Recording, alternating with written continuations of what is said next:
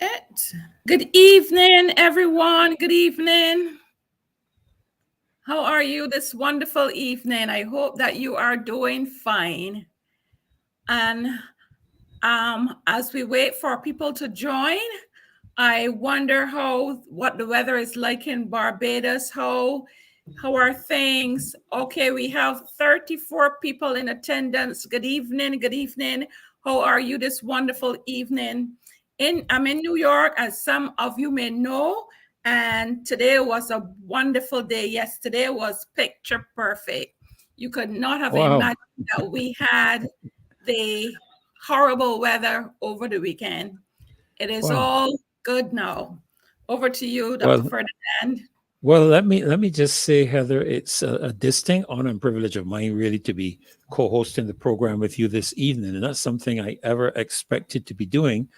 But it certainly is a real honor to be hosting the program. And we have a tremendous lineup of guests tonight, of course, including CASWELL FRANKLYN and KEMAR, a brilliant young man, coming up in a few minutes, and a couple of other surprise guests. But we just want to say welcome and good night to everyone. Sherry Phillips, and I'm getting to know a lot of the crew now because I am on watching even when I am not actually participating. So really good to see you too, and Heath and CG. Ramin is always doing that. Please share and like. Really great to have him or her. I hope I don't upset them because I'm not sure they're. But really great to have you sharing. Yes, this is the loyal opposition, and we are indeed. Yes, we are. A few days ago, Heather, I was in the march, and as we came to the top of Broad Street, I was speaking in that march, and I made the comment about how Barbadians in 2018 and 2022 chose to reject all of the political parties in Barbados for the opposition and chose to put themselves as the opposition by giving the government 30 seats and giving us 11. That's 11 parishes.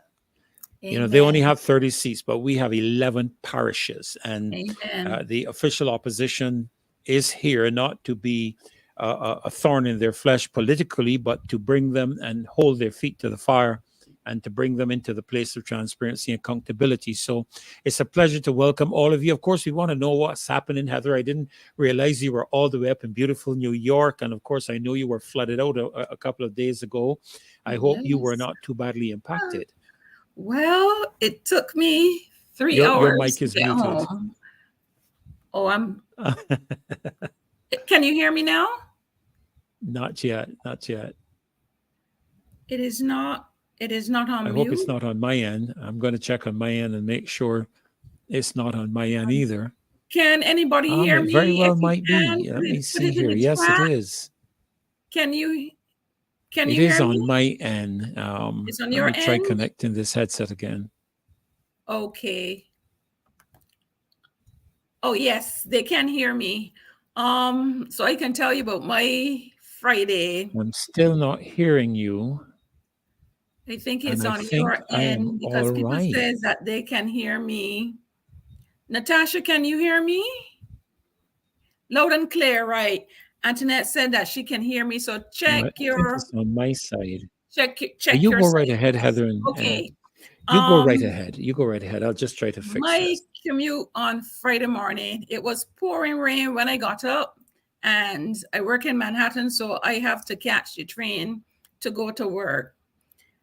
And I left when it was raining. I left and I went to work. I got on the train. It said they were delayed, but that is not unusual. So while we were driving, going towards Franklin, they said that there was water in Nevin Station and it was flooded, and the train began to creep. And so first I have to catch a local train, then to the express train. So when I got on the express train, it was creeping. And about halfway to Atlantic Station, they said that they have to turn around. Oh, first they were going to put us off at Atlantic. Then they said, no, they're going back to Franklin. So they took us back to Franklin, and all of this took time. And when I got to Franklin and I got off, I had to catch a bus going to another subway. And then when Wow. I got there, walk about 4 blocks to catch one bus. And when I got off that one, take another bus to get home. Excuse Wow. me. And it took me 3 hours to get home. Well, So that was you know that something. experience. You know something happened to me this evening, Heather. I went to pick my grandson and granddaughter up from school because there was a deluge. I mean, we had thunderstorms and flash flood watches in Barbados today. It's particularly from about 11 o'clock on. It was just a deluge. I understood it was pouring up in St. Lucie, the northern part of the island. And if you're on this evening, and you can drop in the comments what part of Barbados you are in and what was That would be happening in your great. space, that would be great to see. Yes, But I went to, I know you may not be, well, I think you should be pretty familiar with the Belleville area, I am. the Yes. avenues and so on. And, I Mhm. picked my grandson up from People's Cathedral Primary School. That's just on the top of the hill there. I And know. picked up my granddaughter on the 4th Avenue in Belleville. And it took me 1 hour and 30 minutes to get from the 4th Avenue to the roundabout by the president's residence. Wow. Could you Oh, believe that? One I guess hour and this. 30 minutes. It was absolute gridlock, But Whoa. and then we heard of some as I was coming up this evening. I was listening to Larry on his show, and he was telling us that there were some roofs, a couple of roofs that were blown off in St. George. So let us hear Really? what was happening in your area. Yeah, the meteorological station actually announced that they have experienced winds of 60 miles an hour in their area. I guess that would be somewhere up by the airport. Oh, yes. Um, and uh, Pete Way, yeah, you had lightning, thunder, rain, and wind from last night. Wow, what about you, Africa Bridge? You're in St. Philip. How were you doing in St. Philip? What was it like there this afternoon in St. Philip and any other part of the island that you are? Let's know what was happening in your area. I heard the meteorological station also announce, Heather, that there were over 120 lightning strikes in 15 minutes My on God, the that was west a lot. coast of Barbados. Yeah, It was a and lot. maybe I can pull up an image that I have here on my screen. Just let me see if I can pull it up. Because it shows so really well how. Let me see if I can share this. I'm still learning this particular Um, setup that you have. But Please let like me and see if share. I Please can. like and share. Let Yes, us get yes, higher up in the absolutely. algorithm so that many people will be able to find us. Yes, It's let going me to see. be I a think it's wonderful this one. evening. I think it's this one. Can you see this one here? It's Let buffering. me I cannot see see. it as yet. Okay, yes, I Okay, it can. should be coming up. It should be Yes, I coming up. can see it. Well, good. Well, if you look at the screen carefully, you'll see Barbados is right in here where you see my plus sign moving. Yes. Right. And all of this here, the lightning strikes, all of these are the lightning that we had this afternoon. And then over here beneath the southeast coast of Barbados. But this is what it was like. I'll see if it can bring up a Wow. bigger image. But I that's can the lightning see. activity around Barbados today.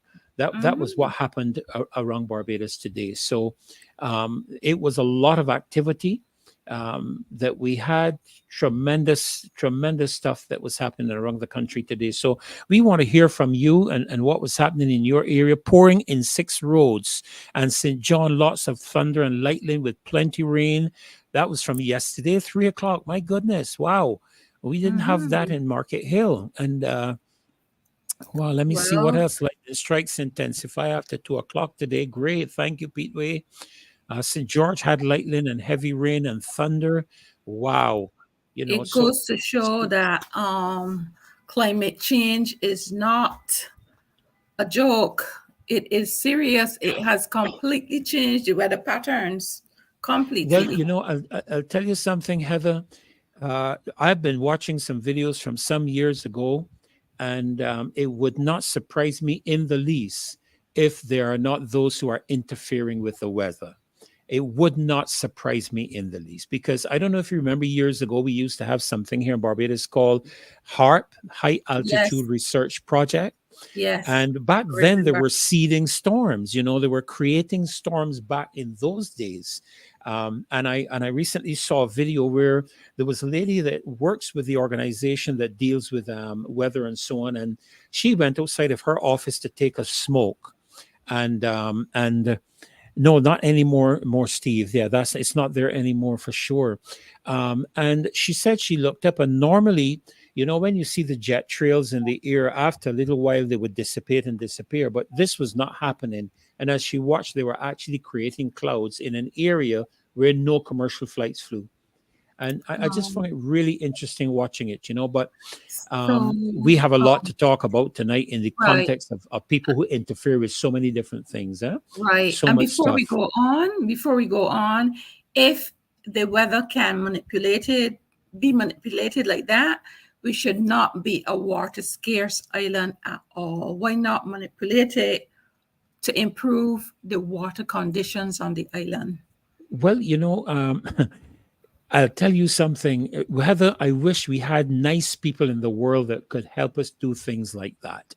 I recently heard of a lot of activity with American aircraft flying off of our coast in the middle of the night. Sometimes you just don't know what's going on. And there's so many, they think it's conspiracy theories, but I have heard the testimony of a lot of experts on the matter, and they've been interfering with the weather. There's no two ifs, ands, and buts about it. But it would be nice, like you say, if we could hear some activity that would help us improve our water situation. That would be nice. It is true. That is true. Yes, yes. So we're looking forward to an exciting night tonight. Thank you, Hurricane. God bless you. Heard a plane flying very low last night, around minutes to 12, Pedro. Wow. Barbados is not water scarce. They have lied to the people.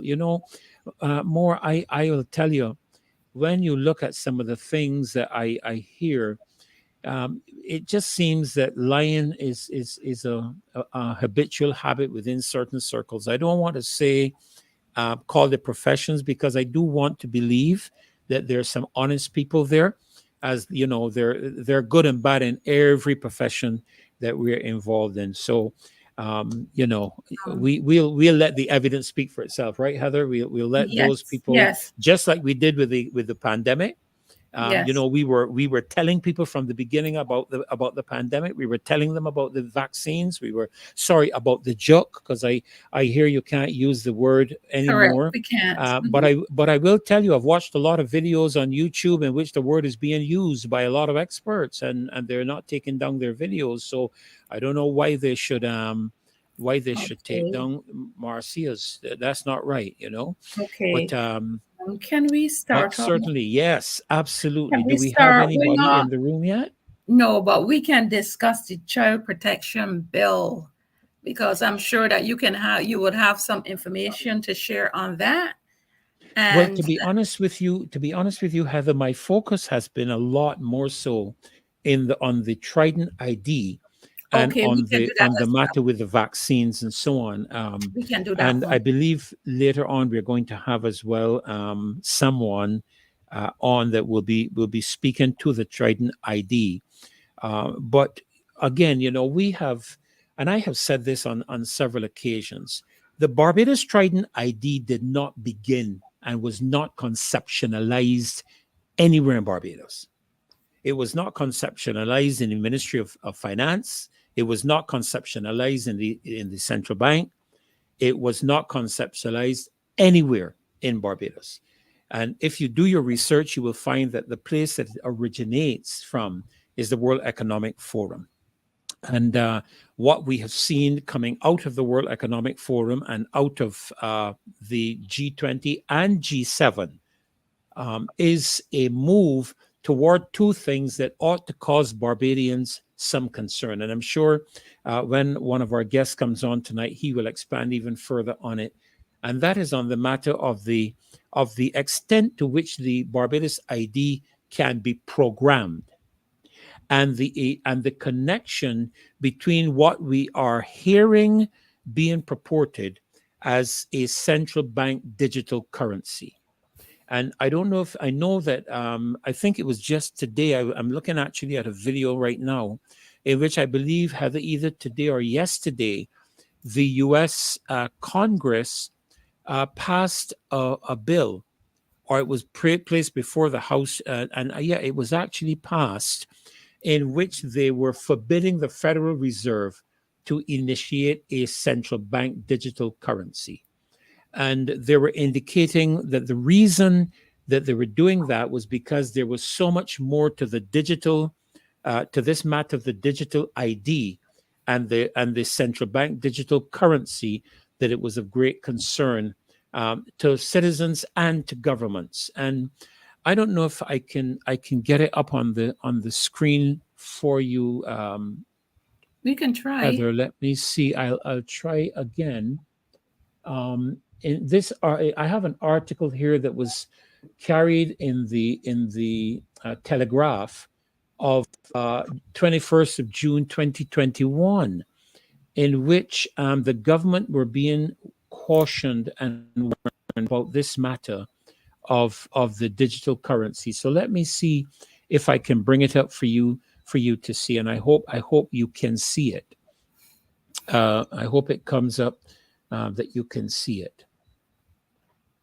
Right, and if you can see it there, Yes, I and can you see look it now. carefully, if you read it carefully, Heather, it says Bank of England tells ministers to intervene on digital currency programming. Digital cash could be programmed to ensure it is only spent on essentials or goods which the employer or government deems to be sensible.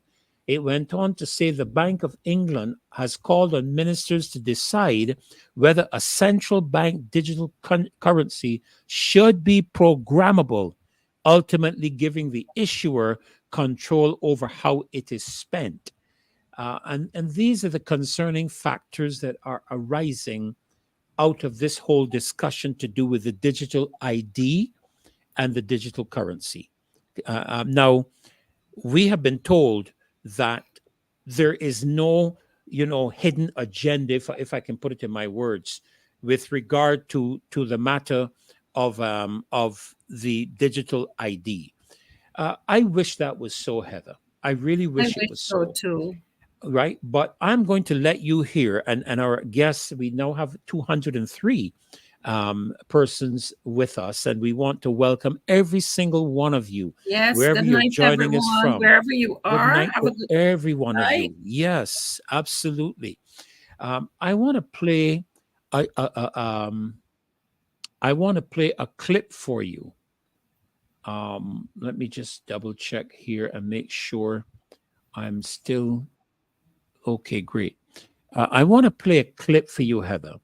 And this clip is, let me make sure I don't like to you know, put people on the wrong thing, but this is Mr. KEMAR Roach, who is speaking concerning the Trident ID, how it will be integrated into the banking system, proving to the Barbadian public that the government of Barbados has deliberately and knowingly lied to the public as to the true nature of this program. Now, we happen to know, Heather, that the IDs are being purported around the world, all around the world, New Zealand, Australia, England. It has been agreed to by the G7. It has been agreed to by the G20 that all countries should carry this digital ID, and that digital ID will assist in aspects of control. Now, I'm going to let you hear for yourself Mr. Kenroy Roach speaking concerning this matter. So let me again try to share my screen with you so that you can hear what he has to say, and you hear it from the horse's mouth. It's just 2 minutes and 14 seconds long, and I'm going to let you hear it, and you tell me Yeah, what so you what think. we're trying to do is that we acknowledge that at the post offices, especially, the time that we're going to get the category that's 65 years and over is mostly going to be on the pension days between the government and the NIS pension. So us going from now all the way down to December is to accommodate as much pension days as possible. The intent here is that we don't put persons out to come to us just to pin, but we kind of get them in their daily commute. So we're trying to get as much pension days as is possible. Now, notice this. He has already indicated that the whole aspect of the pinning of the card is connected to the National Insurance Pension Scheme. Yes. Which means that if you don't pin your Trident ID, you can't get your pension. I see you won't get your money. Okay, and it's interesting. I'm going to let it go on and play a little bit more. We decided on a different strategy to get them to be able to pay. Right. So even if we look at what we project for the week, we started on the pension day. We were hoping to get a lot more numbers than that, and we don't expect we're going to see much of those from Tuesday to Friday. They're not going to come back out to the post office until the next one. So we expect to see low numbers today all the way through the Friday. And like I said, that's going to prompt whether or not we have to go to other locations where persons require. Well, there are people who are not pensionable age who have already pinned. At what point will they be able to take advantage of using their card for bus services? Okay, so we don't actually anticipate that their first service is going to be the transport board bus service whatsoever. We actually believe that their services are going to start probably in the first quarter next year. So for example, we are working with the various financial institutions, specifically the bankers, in getting them in a position that they can also access the PIN protected part of the card. So now, did you hear that? Yes. He's working with the financial institution and the bankers. Yes. Now, the thing about it, Heather, is if you tie this all together and you realize that without the PIN ID card, you will not be able to access any monies because the monies will be within the context of the CBDC, Central Bank Digital Currency. Now, with that central bank digital currency, remember, where do we get our fiat current money from? Fiat money is the the cash that we use. Where do we get that from? That's printed by the central bank. Now, that is decentralized in the sense that once the central bank prints that, and it gets into the hand of a citizen, the central bank has no further control over that. Right, it has no control over over how you spend it. If you spend it at a gas station in St. John or in St. Lucie at Popular, or if you spend it at Massey, if you buy hamburgers or if you buy a vegan lunch, they have no control over that. But if you notice, the whole aspect before you go on at this point, I would like to welcome CASWELL to the program. His royal highness, right. Mr. Thank CASWELL. you for your attendance. He is here to assist. Yes, absolutely. And we're looking forward to hearing from you tonight, CASWELL. So I mean, feel free to jump in on what we're talking about here as well, because I'm sure you are well aware of some of these things that are happening in terms of locally and internationally, because people seem to think that this is a local matter. It's not. It is an international agenda that is being foisted upon countries across the world, whether they agree to it or not. And the whole thing about this central bank digital currency is that once the central bank goes digital, they will have control over who gets their digital currency and how you spend it. And if you notice in the article I showed you earlier from the Telegraph in 2021, you'll notice that they were asking about the matter of the programmability of the central bank digital currency. Now, if you're going to program the currency, it must mean that you're going to be able to control it. Okay. Yes. And the reason the central banks are doing that is because they're trying to become competitive with systems such as Bitcoin and Ethereum and so forth, which are decentralized in the sense that no government has control over Bitcoin. None. No government has control. It's the people who control Bitcoin. But the central banks are using the notion of defending the matters of anti-money laundering and all these kind of excuses in order to control the use of money across the world. Now, with cash, they can't really get that done. But once they go digital And once you have a Trident ID card, and listening to Mr. Kenroy Roach, he is speaking about a connection between that card and financial institutions and banks. Once you start that intercourse and interaction, it means that inevitably, as we are seeing in other parts of the world, and as we saw happen during the pandemic in Canada, the governments will have control over where you spend your money, what you buy with your money, how far you can travel. This is why they're talking about 15-minute cities. You hear about 15-minute cities, and people think we're conspiracy theorists.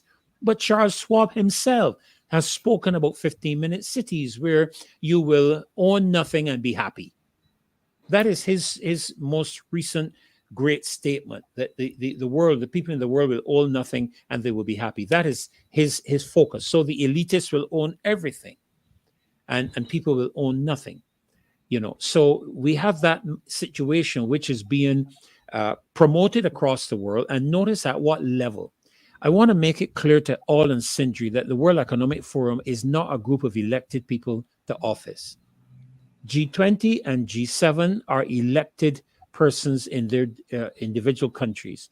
But the World Economic Forum is a grouping of rich elitists, including people like Charles Schwab and Bill Gates and the Gates Foundation. And we need to be very aware of the fact. Are we aware of the fact that we have not Bill Gates, George Soros is represented in Barbados? Are we aware of that fact? Caswell, I don't know if you know about that, because the Open Foundation, he has an organization called the Open Foundation that, in my understanding, has assisted and is assisting in some matters of funding at the University of the West Indies in Barbados. I'm not aware of that. But what I will tell you, and I want to address what you're talking about now with Mr. Kenroy Roach. Yes, go right ahead. Mr. Roach isn't elected either. No, he is not. Right? Good. And why are we hearing something from him, but the opposite from the elected people? Something is completely wrong here. Mr. Roach cannot be telling the truth, and Ms. Motley and Dale Marshall cannot both be telling the truth at the same time. And they'd be different. There are variants. What they're saying is that variants with each other. So, my question would be, and I doubt very much that the young man, Mr. Roach, is misrepresenting what's going on. So if he isn't, then our elected leaders are. Correct. But I remember the Attorney General saying, "Oh, it isn't compulsory," and everybody. You remember all that talk? Yes, I do. But I also remember the Prime Minister saying it's going to be compulsory from January 2024. So who's telling the truth? You see, the thing is, that was before. You see, the Prime Minister makes a lot of statements. Her statements are variants with each other. Her morning statement and her evening statements are not necessarily on all fours. I'll put it no higher than that. She basically is saying one thing, but they're all over the place. You remember some weeks ago, or some months ago now, the minister, Mr. Ishmael, he said, they were having some technical issues with the card. And that's why they had to put back the date. Then the Prime Minister came out a couple of days later and said that they run the cards. That was the technical difficulty,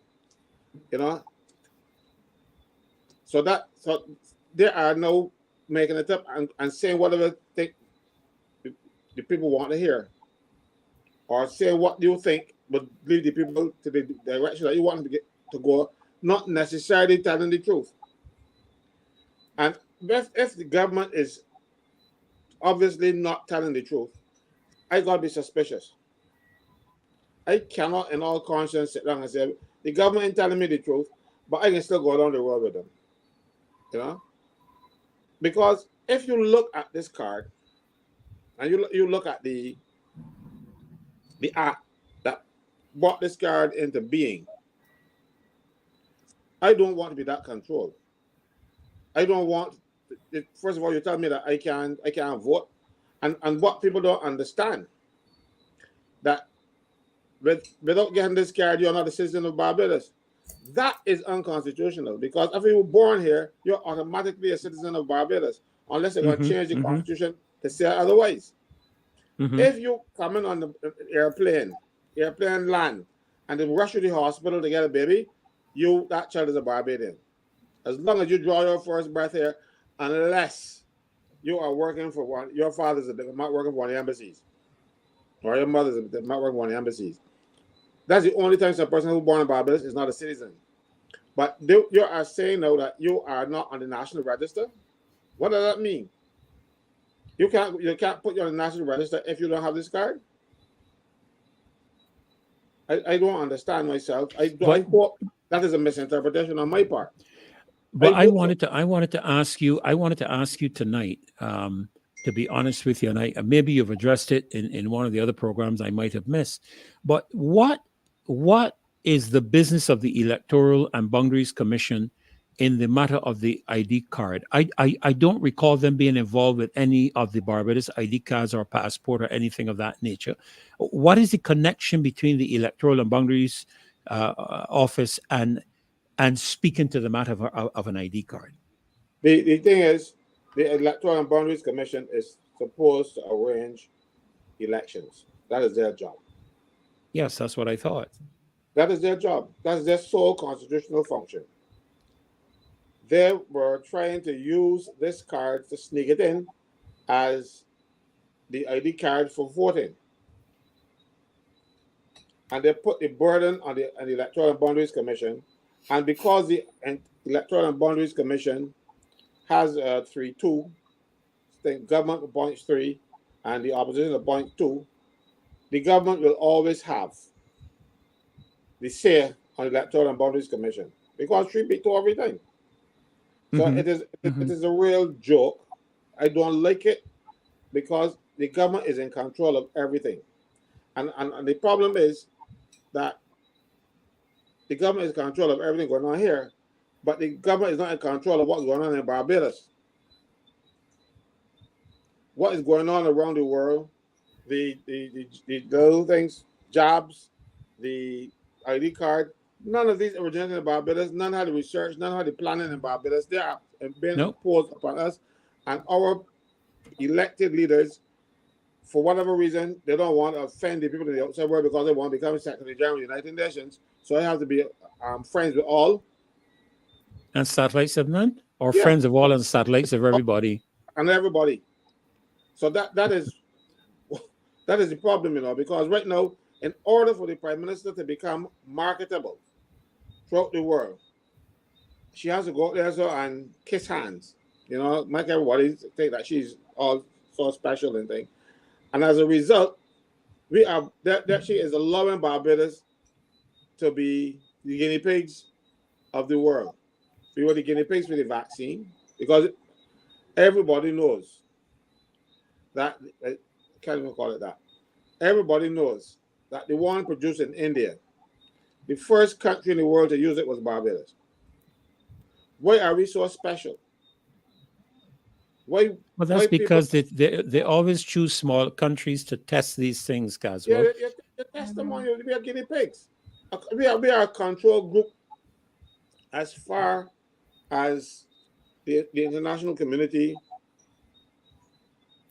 is curious. It's a black control group. Why they don't go and get on small white countries? And our politicians refuse to realize that, or they don't care.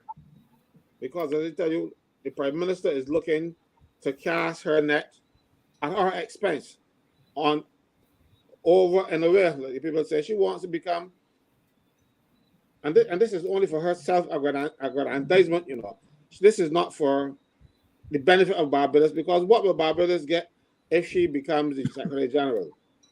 She will get that accolade, go down in history, and that she was the Secretary General of the United Nations, and so what? But in the process of getting there, we are being sold out. We are being sold, and we feel that we understand, or even this fellow said they see the people as sheep. He said sheep, but that is, that is exactly what is happening to us, and the people of Barbados are behaving like that because they are going along with it. Council, let me say something here, because when we started to discuss the child protection bill, one of the things, because I watched the presentation that Veronica made, and I think there's another presentation that's going to be made tomorrow to the committee with regards to the child protection bill. But one of the things that she raised was that at the very outset, the bill sought to, first of all, bring the country into alignment with international agreements rather than the benefit of our children as the primary purpose of the bill. I think that is section 3 of the bill. Yeah, and the thing is now, purpose. The thing is now, the same thing exists within the context of our financial matters, so that rather than doing something that is in the benefit and interest of the people of Barbados, what they're doing is they're first interested in bringing things into alignment with the international bodies. And I'll tell you this, I don't know if people are aware of the fact that this was attempted, Heather, in Jamaica. And the Jamaican people pushed back at it and took it to court. And at the end of the day, they discovered from the position of the court that it was an unconstitutional act. Can you speak to any of that for us, Caswell? Yes, as a matter of fact, I was talking about earlier. And that is why the Attorney General came out to say that it was not mandatory. So you don't have to get it. But that's what he said to the people, but that is not what the law says. They are just telling you what they think you need to hear, and you will walk away if it is unconstitutional, and I believe that it is here, because it is forcing me against my will to do things, like, for instance, to carry this card and to use it. I can't, and to get to the hospital. Why can I use another ID card? Why can I use my passport? Why can I not use my driver's license? Because the passport is issued by the government. The ID, the driver's license. But they're looking to replace that too, Caswell. Up to today, I heard one of the international leaders, won't call their name, speak about the matter of replacing passports with a new digital identification that will replace the passports. And so they're really on that trend. They're really on that trend and to make this ID the only thing, because once you have this ID, they can track you all over the world, and you can't go and shop at Popular. You cannot buy hamburger meat. You will have to buy vegan meat or whatever. That is the extent to which this is capable of being used. And so we're talking about the passport, and I agree with you. Our passport, I thought, was the most powerful form of identification for an individual. Would I be correct in that, or am I misled? You're not misled. It is these so-called philanthropists, very rich people who think want to buy the world. They want to own it, and we are knuckling under to them because they got money. Unfortunately for us, we have a spendthrift government that needs, but I don't say that needs, that is out there just selling, borrowing, without producing. That does not work. You have to produce. You have to produce and sell. And you have to produce and sell externally in order to satisfy the thirst for foreign exchange. What they have been using to satisfy the thirst of foreign exchange is borrowing. But when you borrow, you have to pay it back. Now, if we are good little souls and we go out there and do everything, the national committee said we might get that forgiveness, because that is the mantra now of the government of Barbados, and in some instances, government of St. Vincent. All they're going to begging people to forgive us our debts, you know. Mm-hmm. And as a result, we will become their slaves. And we will have to sell all of our assets to them. We have to give them to them because, and they're talking about giving them these 30-year leases and stuff. A 30-year lease, I ain't going to see when the airport come back to us, because 30 years from now, and I'm still around, I'd be lucky. You know, if it comes Well, back. I plan to be around. I plan to be around at least 120, because I saw a fella the other day. I can't remember what country he's in. He's 111 years old, and he's almost more mobile than I am. Wow. So I reckon if he can do it, I can do it too. So I don't know about you. I am planning to leave around here just yet. I ain't got no plans, but those plans might be made for me. Yeah, I understand. I have no intention of going anywhere, but I ain't got no choice. When Almighty says, "Caswell, come home," I gotta go. I ain't tell you, hold on, Skipper. I ain't ready yet. It don't work like that. So I don't mind living long, but I want to live long and healthy. Well, But, you know, I'd like to see. I say something, and I don't know your entire family background, Caswell, but I have 3 children and 6 grandchildren. My 3 children can fend for themselves, but I want to leave a proper country for my grandchildren and great grandchildren to grow up in, without having to clean up the stink and mess that we have left. well, that ship sailed, because my we're goodness. in a mess right now. We got to undo it. And the only way to undo it is to get leaders who think that Barbados is worth fighting for, and that Barbados is not there to service them. This is what is happening now. Can I throw a span in his spokes? What do you think about independent candidates? Yeah, do you think that this is a moment in history?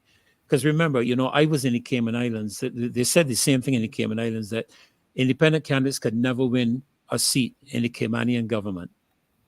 There were 2 parties in Grand Cayman. And in the last election, the independents won 13 of the 19 seats, I think it was, or 12 of the 19 seats. And then one person left one of the parties and became an independent, making it 13. So that right now the Cayman Islands is governed by a coalition of 13 independent candidates. And the opposition is made up of the 2 major parties in Grand Cayman. Now, I know the cultural norms are different and so on, but when you look around our country, I believe that there are capable people in the country who have the capacity to represent the people of this country without being a part of a party. But are the people in Barbados going to support that? What I have been saying to them, that they should try that. I've been saying that for a long time. But I have had so much pushback that because people are trained to believe that you're going to have a party. Right? You remember it was Mitchell in St. Vincent. He wasn't any part of any party, but the 2 parties had this, the opposition and the government had the same amount of seats at the end of the election, and he was holding 1 seat. He was holding Trump card. And he said to the government party, "Look, if you make me prime minister, I will come over with you." And they said, "No." They said, "Are you going to join the opposition?" And they made him prime minister. So independents can win. I think Frank Walker was independent when he went into the office, if you remember correctly. So we are being brainwashed into believing that these things can't happen because they don't want it to happen. And they're telling you that this ain't going to work. This ain't going to work. Let me show you how it works in a cooperative. And Barbados needs something like a cooperative. In a cooperative, what used to happen in Barbados, now people are forming parties in the cooperative now too. But in a cooperative, you have a board of individuals, and they are all elected. And at the end of the election, they sit down together and decide, well, look, you are the best man to chair, you're the best man to be treasurer, you're the best man to be secretary, whatever. And it works out like that. Now, if you are the leader, you're the guy who is the president, and you play the fool, they will convene and take you out. And we need a cooperative government. But then also, the people also elect a supervisory committee. The supervisory committee is the Auditor General and the Public Accounts Committee. So the basic, the structures are there, but they operate differently. That system will keep the government in check. I have been serving in cooperatives for a lot of years, and to tell you the truth, they had me typecast to be a supervisor, because every time I ran, they won't elect me to the board. They would always elect me to the supervisory committee, and in some instances, at 2 credit unions that I've been associated with, I always end up on the supervisory committee. And the supervisory committee, if you do your job, you hold them to the fire, their feet to the fire. And if they don't, you suspend them and then call a meeting, call a by-election, call something, but you would get. But we don't have that. We have the prime minister responsible for everything. You can't get them out easily. And if the prime and the major problem with our constitution is that if you decide that this person should not be prime minister, the constitution says, well, look, if they get 2/3 of the people voting against them, then they have to go. But if there are a majority but not 2/3, then they have 3 days in which to resign or call election. And that's what Sandiford did. He then called elections. So that it is the way our constitution is structured, it is a system of control to make sure that the guy at the top stays at the top. Because if you don't want to obey, they take you out. Collapse the government. The last election, the prime minister got vexed with her cabinet because the cabinet was telling her this is what was told by one of the people in not cabinet, the parliamentary group. They told me that she called elections because of some issue with me, and the nurses, the cabinet was siding with the parliamentary group was siding with me. I wasn't there, and she decided no, I call elections. We should have a system where elections are called at a fixed time, or unless and that can't be adjusted. We need. I agree with you. Caswell. There should be something in our constitution that does not make provision unless the people, because we're a republic now, and my understanding is elementary, by the people, for the people, of the people.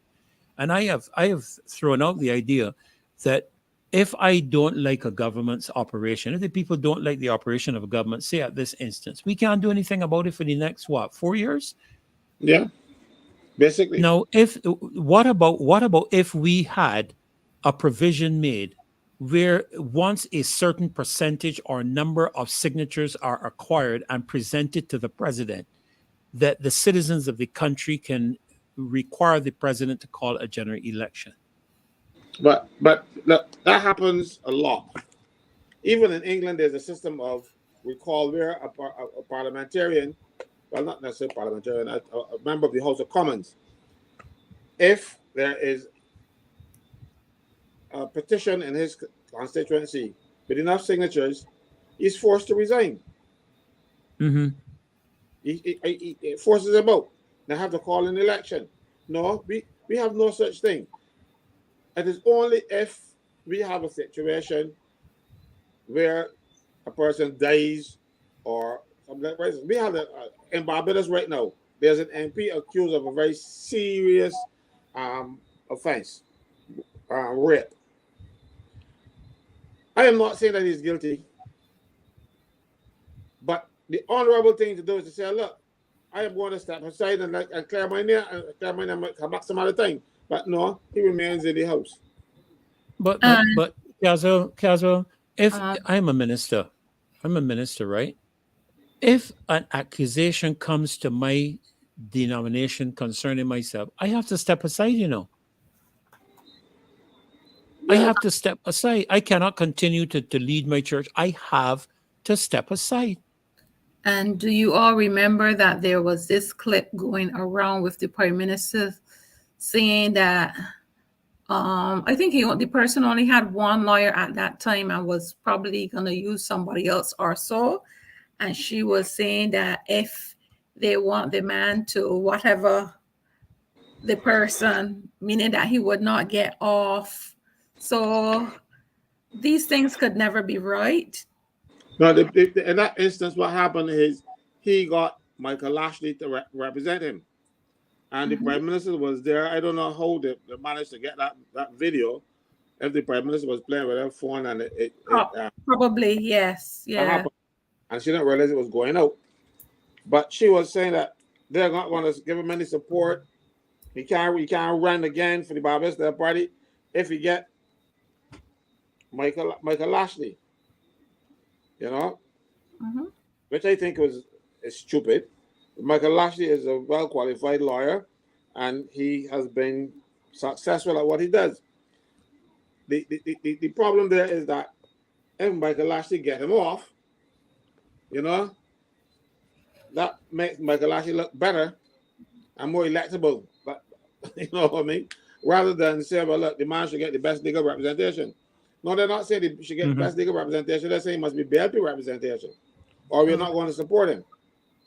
My thing, though, is that whether he's innocent or guilty or whatever, that accusation is so serious that he should not be in the house while this is happening. I agree. You know, but no, I keep saying it. We have a parody of a democracy. We have a parody of the Westminster system.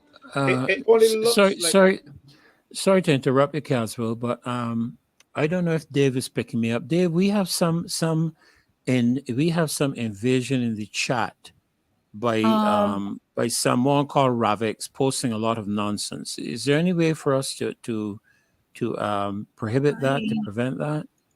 I don't know. Let me see if I can remove them. I'm trying. Can you still see it? All right, I just wait a minute. He was banned. Okay, he was banned. Before we go on, I must welcome KEMAR Stewart to the program. And how are you tonight, KEMAR? Good night, KEMAR. How did the weather treat you today? How did things treat you today, man? It was fairly all right. I got trapped around the city because of the traffic. And the entire place was flooded. Yeah. But it was a good day nevertheless. Thankful for the rain. I see a lot of lightning, a lot of thunder. But we had hot days all along, so it was time for a rainy day. So we give thanks for the rain. I know the earth and the plants will be glad for it, and I'm sure us humans in Barbados, we are glad for it as well. Yes, absolutely. I particularly want to welcome you, and you know, KEMAR, I have had some interaction with you, and I just want to say here, Heather Caswell, you know, this young man is one of the bright brains, one of the very, very bright brains that we have in the political arena in Barbados today. And rather than chastising and ridicule him, the Prime Minister should be honored to know that our country has produced a young man of such brilliance. And KEMAR, I'm not saying that because, you know, I've spoken to you myself, not saying that to big you up. You big up yourself already. But I just want the people to know this, you know, because sometimes we know how to chastise and criticize the youth when they're doing bad things. But then when they excel, we never commend them. And I really believe, and I'm saying this to you from a minister's standpoint, God is raising you up to represent the people in this country, and take it as a serious mandate he's giving you. That is all I'm going to say to you, because he's equipped you with the skills and the ability to represent and to be a voice for the people who are voiceless. And so I really want to commend you. I support you on that, except for one little thing. When you it is you said when you said he's not one of the you should say one of the few brains in politics in Barbados. Then Barbados, you know, If I can add something, he's one of the few. Oh, dear Jesus. Look in the Parliament of Barbados today, right? And tell me anybody who can match this young man, from the Prime Minister down. Well, I don't know. Right away because it's going to be very tough. Think about it. Come back next week, because you're not going to find somebody that has this lot of skills and his ability, you know. But one thing I like about him though is that he's tenacious. That you don't give up. Oh yeah. You know? right. Oh yes. I like about him. You know, I can't. You know, this is what we need. He is what we need in Parliament. He's a person who's analytical, but they don't want him, you know, because he makes them look bad, and that's not his fault. They should go and equip themselves, you know, rather, because what they want to do is to get into politics and let politics support them. No, what he has done is to equip himself to be able to properly represent people in this country, and they don't want somebody like him. They want people who can barely read. You remember the fellow who read the thing, and he says he's Her Majesty, her hears, and that's it. They want people like him. What I can add? Yeah, you know, but that is the problem. Yeah. I'm really very proud of. I'm really very proud of him. That's the truth. Very proud of him. Thank you very much. I don't throw accolades quite easily, and Neither do I. Yeah, and there are very few when they throw them out. So these are precious things. They don't throw them most easily. But I was telling you, Heather. Wait, before you go on, CASWELL, before you go on, I think I should throw in my 2 cents worth too.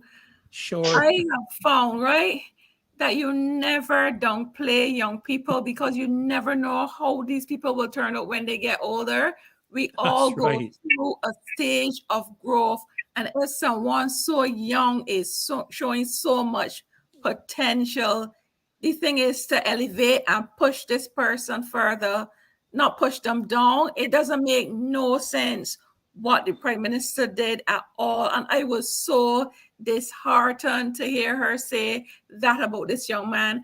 I can't point a finger and show another person in Barbados, another young person who has been performing as admirably as him when it comes to national affairs. I haven't seen anyone.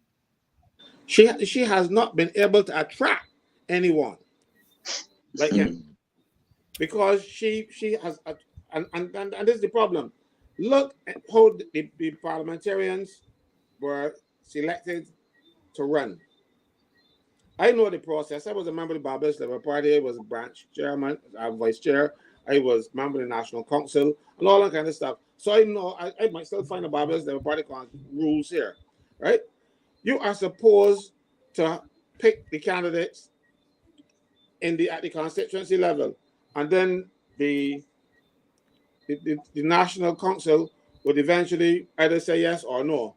But no, most, if not all of these candidates, except for people like George Penn or on top of those guys who were there before, the Prime Minister decided this is the person I want to run. Look, we had in Philip, we had a sitting MP. Prime Minister take you out and put her friend to run. So she is a dictator at every level. And she's not, but when she install people, she's not installing people with any ability. She's installing people over which she can shine. You know? So people, and you know the thing that I really admire with you, KEMAR, is you are so well researched, and you are able to cover a number of different topics. And I don't know how many people are aware. I was not aware that he'd actually written a book, probably more than one, in terms of I think the NIS, if my mind serves me correctly in my conversation with you. You know, and to be honest with you, Heather, I believe that we have a number of young people around the country that could easily follow in KEMAR's footsteps, but they are very disillusioned. You know, I think of some that I know personally who really see it a total waste of time engaging this current political system. If the system were capable of being changed, that would probably get involved. But it begs the question, if we don't need, we need a serious resetting of the political system in Barbados. You talked about being a member of the Labour Party, Caswell. My mother was a member of the National Executive. Edna Nichols, right? And as far as I recall, I think she was Sure. still in the nomination of Owen Arthur in St. Peter, if my mind serves me correctly. My brother was a senator. At the time, the Labour Party couldn't find anybody to run against Arabara, I think, in 1986. My brother chose to run against him. And I helped campaign with Fred Odell. Remember Fred? In the 1976 general election, I campaigned in St. George South with a thing against Richie Haynes. And my sister was a career diplomat. She was vice consul of Barbados to Toronto, Canada, and a Labour Party. Probably they're still Labour Party supporters to this day. But I am not a staunch Labour Party supporter in the context of the fact that when you are doing something wrong, it is wrong. And people with intestinal fortitude in a party need to stand up and tell you when it is wrong. In my organization, I am very thankful for people who do not agree with me, because it makes me think. It makes me look at different point of views and usurp different perspectives and different approaches. When you have a person that don't want to hear what you have to say and take it to heart and listen to it, you have a totalitarian dictator, and we don't need that in Barbados. You see the book that he wrote? He would have been embraced by this current administration if the book was, I have two mummies or I have two daddies. You know, that is the type of nonsense that we're going on in the place. They want people like that around. I mentioned something to you earlier, and I just wanted to just jump back to it very quickly, just to confirm it, Caswell. That's all, and that is that the Open Society Foundation, which is the foundation of George Soros, who has put $35 billion into charities around the world. He is persona non grata in Hungary. That's where he was born, as far as I'm aware. He is not allowed back in his home country. But he has a memorandum of understanding with the University of the West Indies here in Barbados, signed on Thursday, September the 17th, 2020. This is one of the richest men in the world, and one of the people who is a liberal, who is behind all of this stuff we're talking about at the moment to do with digital IDs, CBDCs, and the rest of it. A memorandum of understanding was signed with one of the largest philanthropic organizations in the world, the Open Society Foundation. That is George Soros. And why we have him doing anything in Barbados when his own home country don't want him to do every single charitable engagement in Hungary where he is concerned has been shut down, and he has been named persona non grata in his own country. He cannot return to Hungary. And if that doesn't tell us something, why is he here in Barbados represented through his philanthropic? Because we need money, so we are going to continue to sell our country out because we need money. Prostitution. Because go ahead. If you're not doing it on the garrison, it is still prostitution. Go ahead, KEMAR. First I want to thank you guys for the kind words. I appreciate it. Y'all melted my heart tonight. So I really appreciate it. I know you all are men and women of high standards, so I know that I really have to be doing from you. So I really appreciate that. I really appreciate that. You just said something that struck a nerve. You said that the government is doing business with basically strange characters. The Barbados Labour Party has a history. I mean, this is as far back as I could recollect. At the time of Owen Arthur, in terms of doing business with shady characters. Right?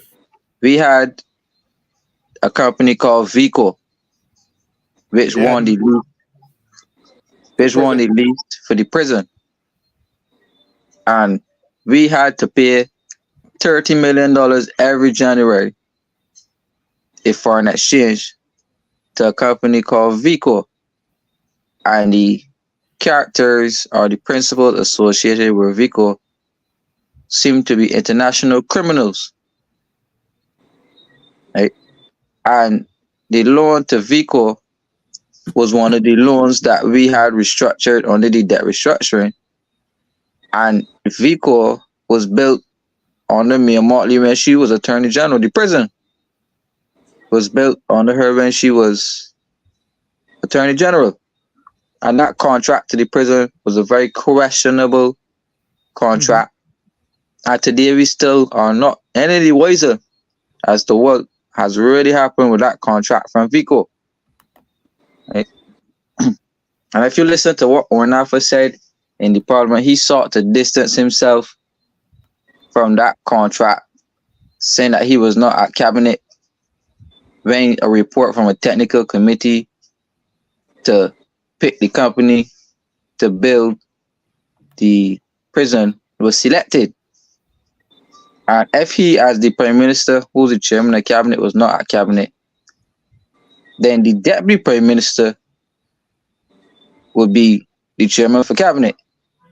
So he's saying that he was not present, but I listened to the debate, and I think it was the former Prime Minister Fernando Stewart who said that he was at cabinet, and Ornafa saying he was not at cabinet, and that the clause for collective responsibility holds him even as a Prime Minister, that even if he did not agree with the contract from Vico, that he still cannot opt out due to collective responsibility. So he ducked out of that questionable contract. Right? I said today we don't have information. During that time as well, Barbados was barred from the World Bank. We were sanctioned from the World Bank because of misappropriation of funds and to do with the St. Leonard's School. Right? And Barbados was banned from borrowing money from the World Bank because of whatever misappropriation in terms of having no contracts under the Barbados Party on the Ornafa's time. Right? So we are accustomed. Look at Crab Hill Police Station. Right? Look, there are so many other instances. The ABC Highway, there are so many instances where you can quote where questionable things with questionable people happen. Harwood housing. Right? So the same agenda continues to happen. Now this time with Mia Molly, who has been there from the beginning. Remember, she was Minister of Youth Affairs, and she was Minister of Education, and she was the Attorney General and Deputy Prime Minister. So she was at high positions in the cabinet. Like, they brought back Darwin Dotting, who was allegedly removed from his post for wiretapping. Right? So CASWELL rightfully said at the time that there seems to be this network of criminals and questionable characters that they will do business with, which obviously taints the administration. Right?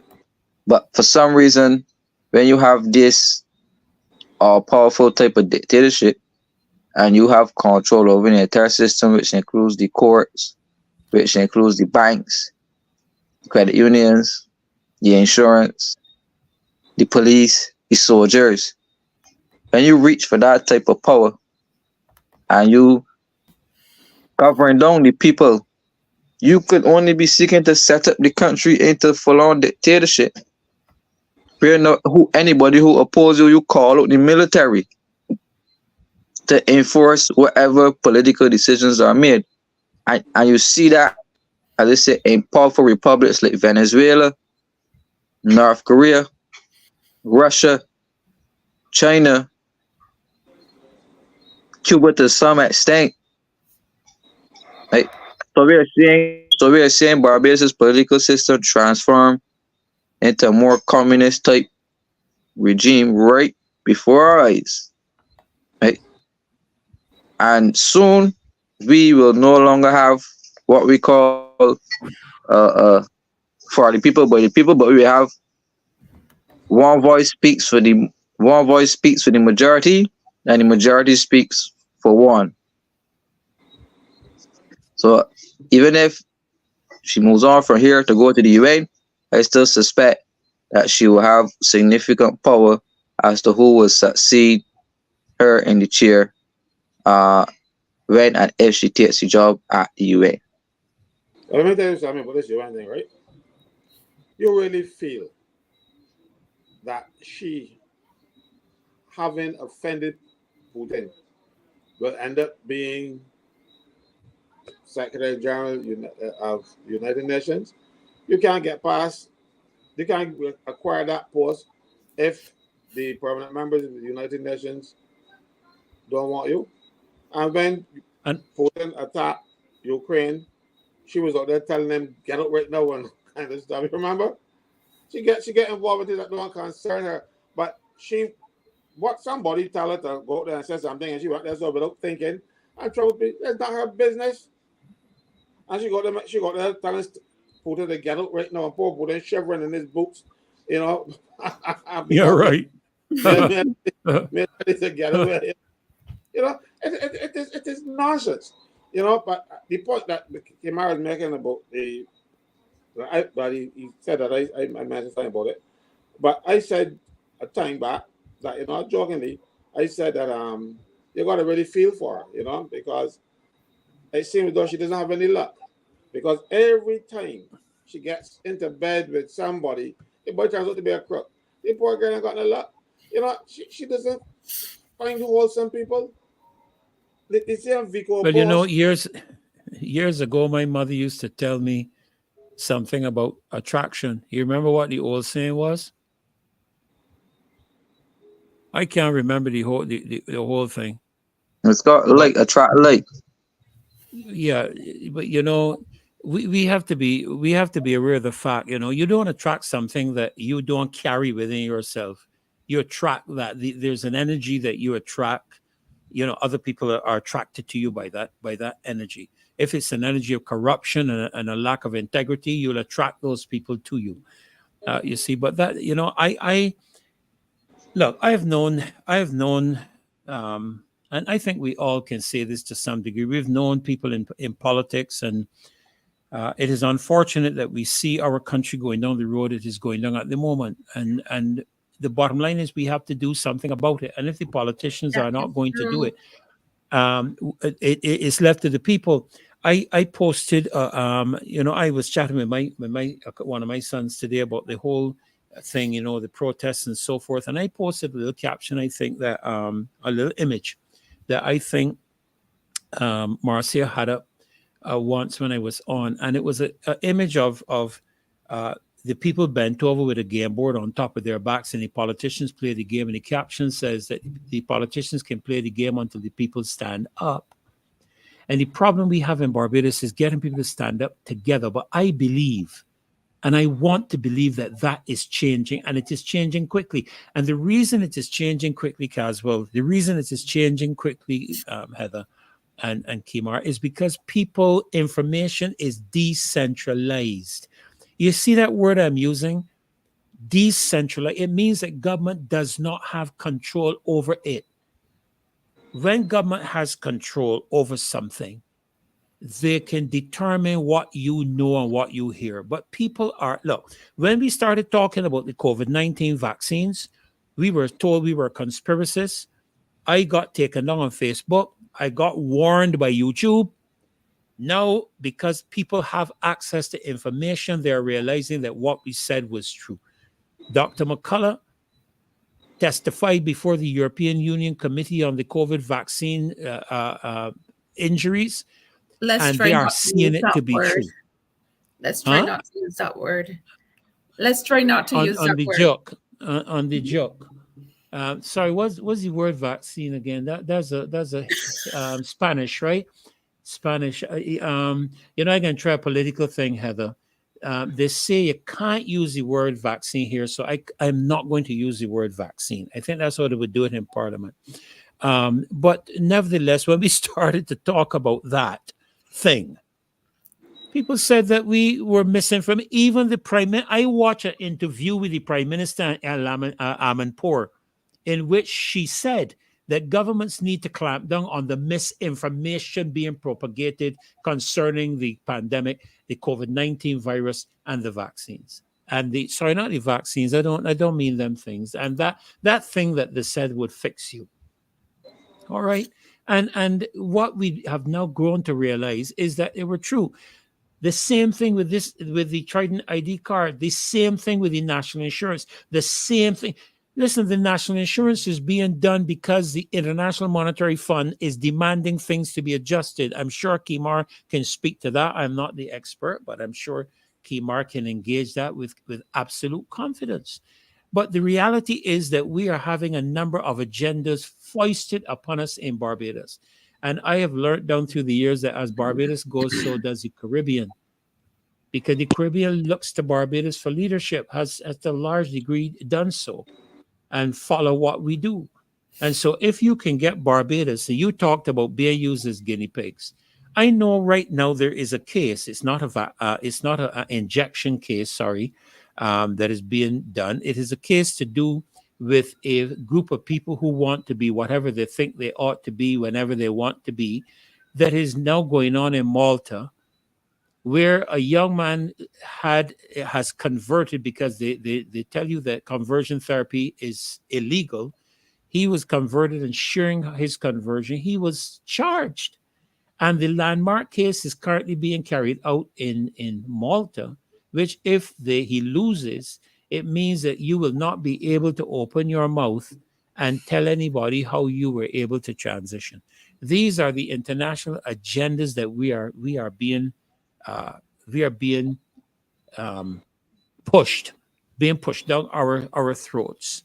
And I wish I had the time to play. I have about 3 or 4 clips here queued up. I wish we had the time to play, Heather, a clip or 2, not very long, concerning the ID and other things, but I will be guided accordingly. Before you go on, go ahead, Kim. Sorry. Yeah. Right. I was saying, nobody on the ID. The government passed the Data Protection Act in 2019, and they later went on in 2020, 2021 to appoint the Commissioner of Data Protection, or Data Protection Commissioner. And they say that this Data Protection Commissioner has to be an attorney at law, right? And this is the clause that is in the bill, that the Data Protection Commissioner has to be an attorney at law, right? So we appointed this Data Protection Commissioner, and when I read through the bill has a clause specifically speaking to the processing of data, of Barbadians' data outside of the country. Right? So they specifically speak to processing your personal and sensitive data outside of Barbados. And the bill went on to say that any company in Barbados that is collecting and processing the data of Barbadians must register at the National Registry for Data Collection, right? And that this registry can be viewed by the public at any time. So you can go in there and see all of the companies in Barbados that collect and process the information of Barbadians.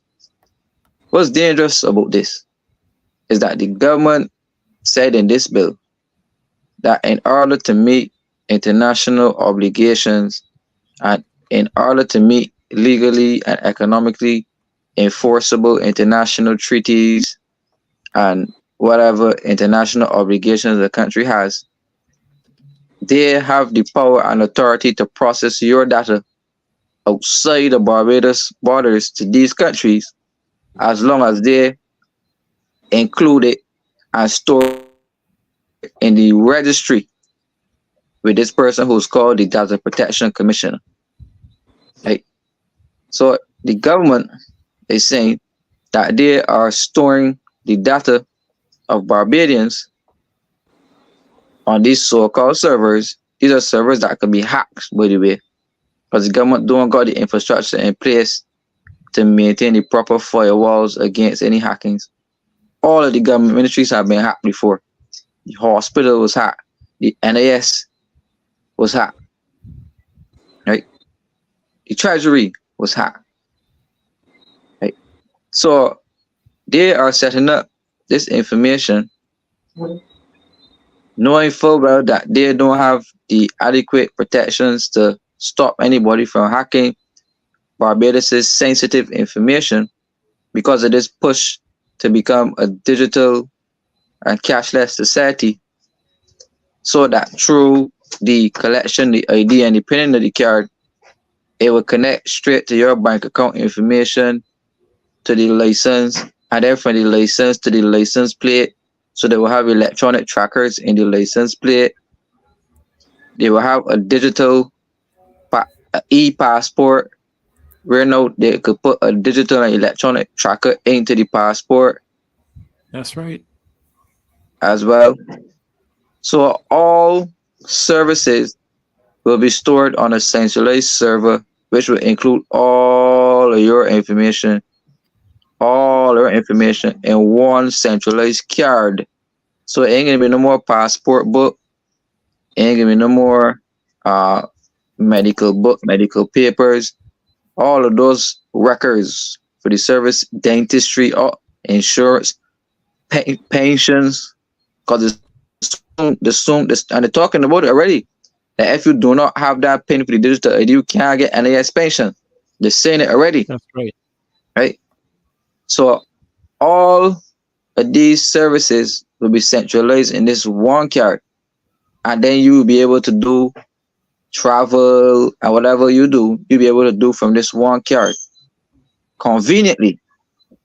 The problem with that is that this data protection bill opens up the entire Barbados system to the hiring of these data protection officers. Now the government can now send these data protection officers into your business to scoop in and to see what you are doing in there, to have access to your entire database. So whatever private databases you have on yourself, your information, they have access to that. If you have a business, whatever business information you have stored on your databases, when they put that data protection officer in your business, they now have access to all of your records, financial, human resources, marketing, everything. Right? And they are going to store all of that information online. Well, And let me just tell you, they don't have all of mine because my medical information, because when the hospital was hacked, I went to get some blood tests done, and to this day they can't find them. So they got my information. So I'm serious though. If they could just protect my little blood sample, you think they can protect everything else in this country? They don't have the wherewithal to protect the information that they're collecting. Mind you, they collect money and I can't find it. And this is most, this is just last week or week before. No, this is done when the hospital was hacked. And up to this day, my blood's still floating around somewhere. I know everything. Hopefully they don't get to nobody else. But this is the problem. We are trying to be players out there with the first world or whatever let's call it, but we don't have the systems in place to protect our information. I don't think anybody in the world got the systems to protect the information they got. Only this morning, an old lady called me to say that she got a call from some person telling them that she's going to get this $800,000 and then needed her ID number and some other things, and the people even then contact her on the phone So she spoke to a friend of hers, and a friend told her, call Caswell. I let Caswell tell you what to do. I tell her that, stop calling that person and get information to the police. Because people are always out there fishing to get your information and leave you as a pauper. Because that's what they do. And the government does not have the systems in place to protect your information. Put the systems in place first. Don't find out that you can't protect my information after you lost it. Well, I see we have one more of our guests in the waiting area, and my wonderful colleague as well in the waiting area, Heather. I should have worn red tonight. I was actually thinking of doing that, and I didn't. But I should have worn red. But I see Mr. Frank Corbin is here with us. Let me see if I can. I'm learning this. I'm learning this system for the first time. So I hope when I hit the button, I am doing the right thing. Yes, you did. Getting. How you doing, brother? There's an Hi, echo. Fred. I'm getting an echo there somewhere. Can you hear me better now? Let me see. Yeah. Okay. Yeah, No, but it's still not. getting It's that. still It's still getting that duplication of our voices somewhere. Let me just see. Yeah, still hearing it. Still hearing it, Fred. And we don't want any of that to interrupt what you want to share with us tonight. All right, hang on one second. Just let me mute my microphone and see if you can hear me, because it might be the mic through the camera. Right, it's good. No, I can hear him clear. No. We're not hearing you. No. We're not hearing you. Okay. We can't All right. hear. What about now? Can you hear me better now? Yeah, we're Yes, hearing we you, hear now. but Are you still still getting getting the that echo? repeat. Okay.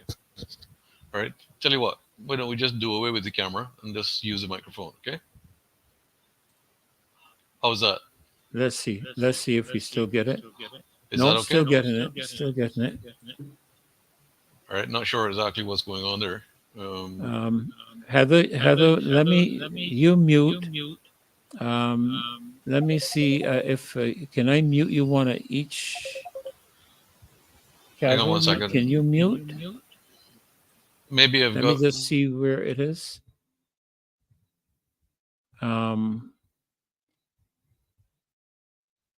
Okay, KEMAR, you're still open, right? Your mic is still open. Yeah, unmute your mic. Casual, you unmute yours as well. Yeah, Casual, you unmute yours as well. Yeah, done so. I'm not hearing anything there. You, Heather, you're unmuted too, Heather. No, you have to unmute. You have to unmute, Heather. Right. Someone said that it is your microwave. It's my mic. Yes. Sorry. Good night, guys. I was trying not to come in, but I'm wondering if Fred has on he has something he's playing. Are you playing the show as well? No. Okay.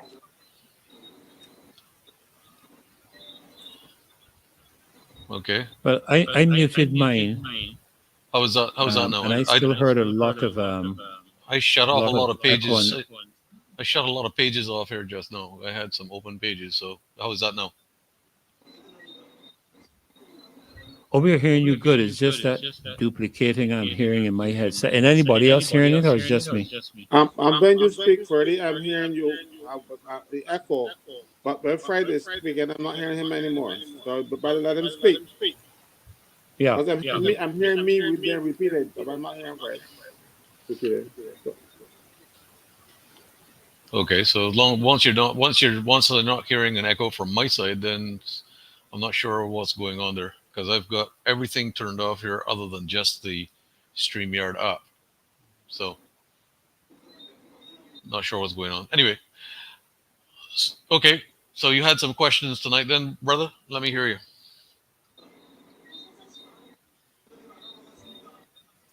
Well, we had.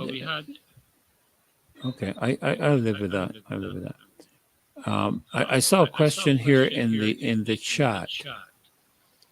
I'm just trying to find it back here, where there was the question about the pinning of the ID card, if that was necessary for them to track, for persons to track us. In other words, the impression I got from the question was that it didn't need it to be pinned. They can track you anyhow. Well, I think that to answer that question, the pinning of the card is directly linked to the RFID that you have in everything else. As KEMAR was just explaining, it doesn't really matter. As long as you pin the card, the RFID chip in your license plate, your vehicle, your passport, everything is going to know that it's in proximity to each other. So the ID card is actually the go-to tool. And not only that, but if once you pin your ID card, it automatically talks to your cell phone as well.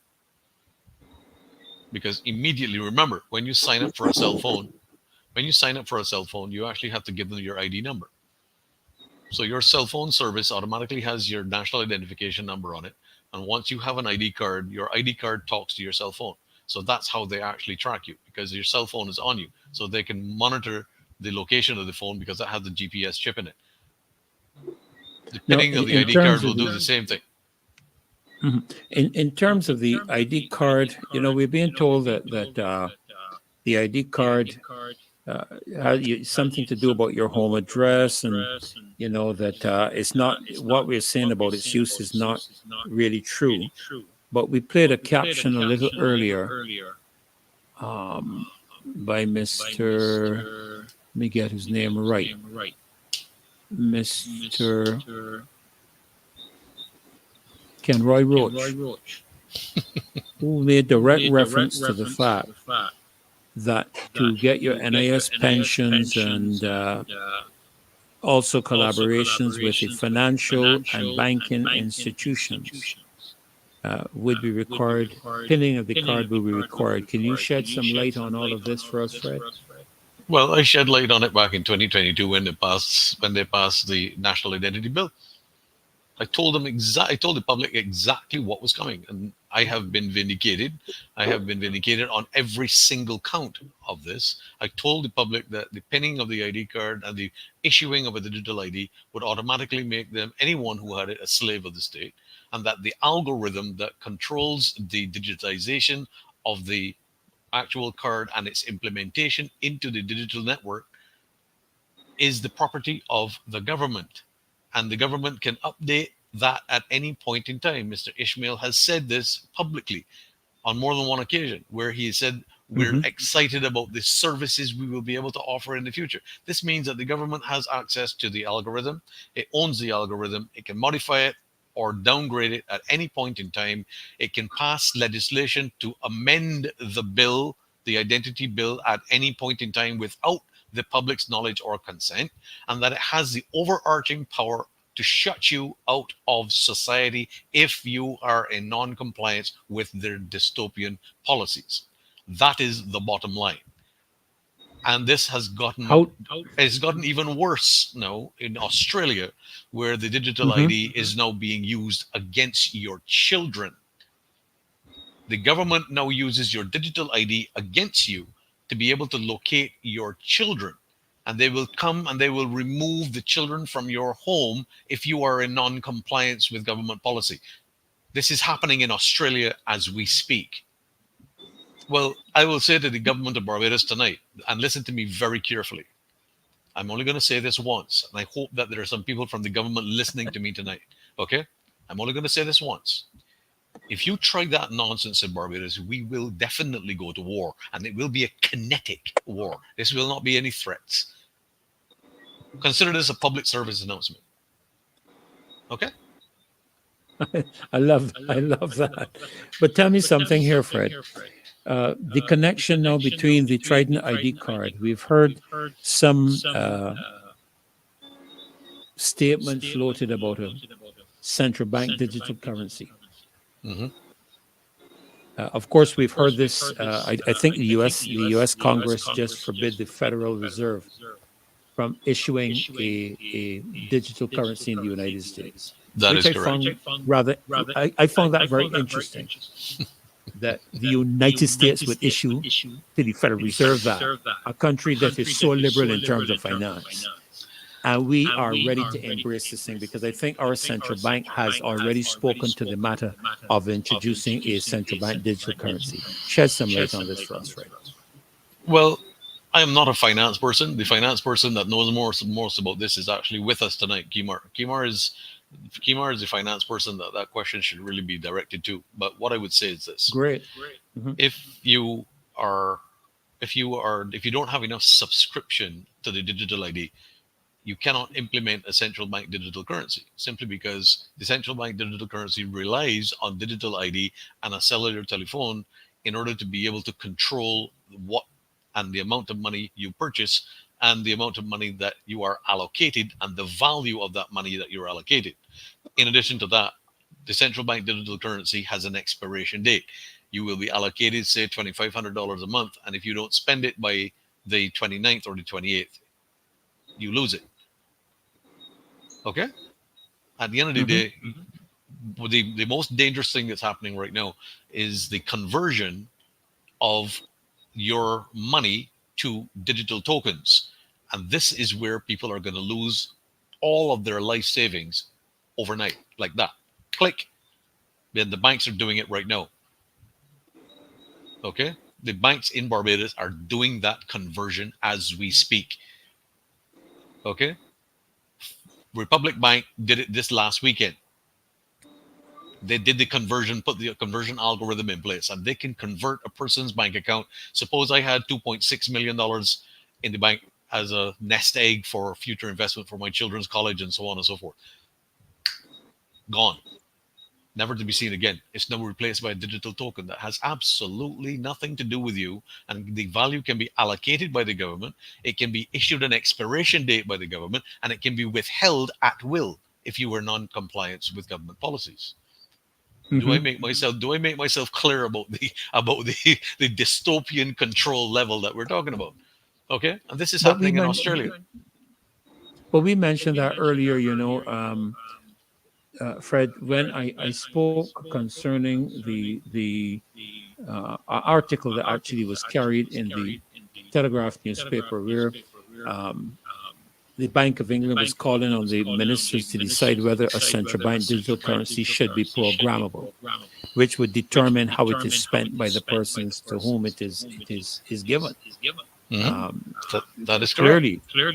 Clearly, and incidentally, the Chancellor of the Exchequer, I think that is the current Prime Minister in England. He's the person that introduced it. You mean the chief crook?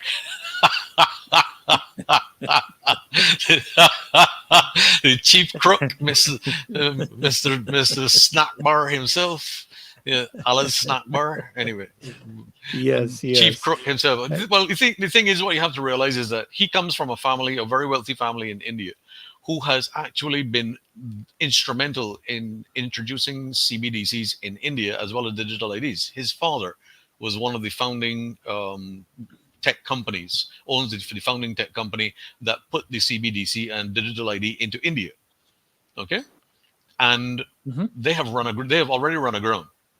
They have run aground in India, where only a certain segment of the population has accepted it, simply because 2/3 of the Indian population live below the poverty line. And you cannot put a central bank digital currency in the hands of someone that only earns a few rupees every month. Okay, I've been to India. I know what poverty in India looks like. Okay, the cities of Goa and Chennai. Now, Chennai being the university and the medical city of India, and so on. But in Goa and in Mumbai and other places like that, you have systemic poverty where people are living on less than 5 and 6 rupees a month. Okay, the existence is rough. It is hard, very, very hard. In addition to that, you have lots of different cultures, cultural differences, and so on that absolutely make a CBDC impossible for the population to adopt. Here in the Caribbean, we do not have that problem. The problem that we have here in the Caribbean is that we have a prime minister in Barbados who has allowed a company such as MasterCard to come in and take control of the transactions for all of Barbados's financial thing. And this was made public knowledge back in 2022, where MasterCard came in and they basically took control of financial transactions to do with Barbados. Now, if MasterCard is a United States-based company and you have the denial of a central bank digital currency in the US, where does this leave the Caribbean? Okay. Now, if they're trying to get a central bank digital currency up and running in Barbados, then it's totally dependent on the ability for the population to have pinned digital IDs, which can then be used through their cell phones for instant payments and various things like that and so on. I am not against using instant payments and so on. There is nothing wrong with a central bank digital currency, but when it is linked to the invasion of privacy, with personal data becoming the commodity upon which you will control a society, that is where you cross the line between economics and dystopian totalitarianism. And that is where I have a problem, because you have crossed the line where you are now controlling your population because they may dissent to your policies. And as far as I'm concerned, when a government goes that far, there is only one solution, and that is revolution. Okay? Well, it's what you're saying is interesting. Pastor Fred, I want to make some point. You asked Fred some questions about the central bank digital currency in Barbados. Barbados had a company called BIT, and the CEO of BIT was a former government senator, Rhoda Adams, and his role really was to facilitate BIT and M-Money, which was local Barbados dollars in digital form. So they set up a couple M-Money pilots around the island, and you had local businesses accepting this new digital currency at their respective establishments. And BIT went around the Caribbean setting up digital infrastructure. They digitized the Eastern Caribbean central bank dollar. They digitized dollar in Africa, Ghana specifically.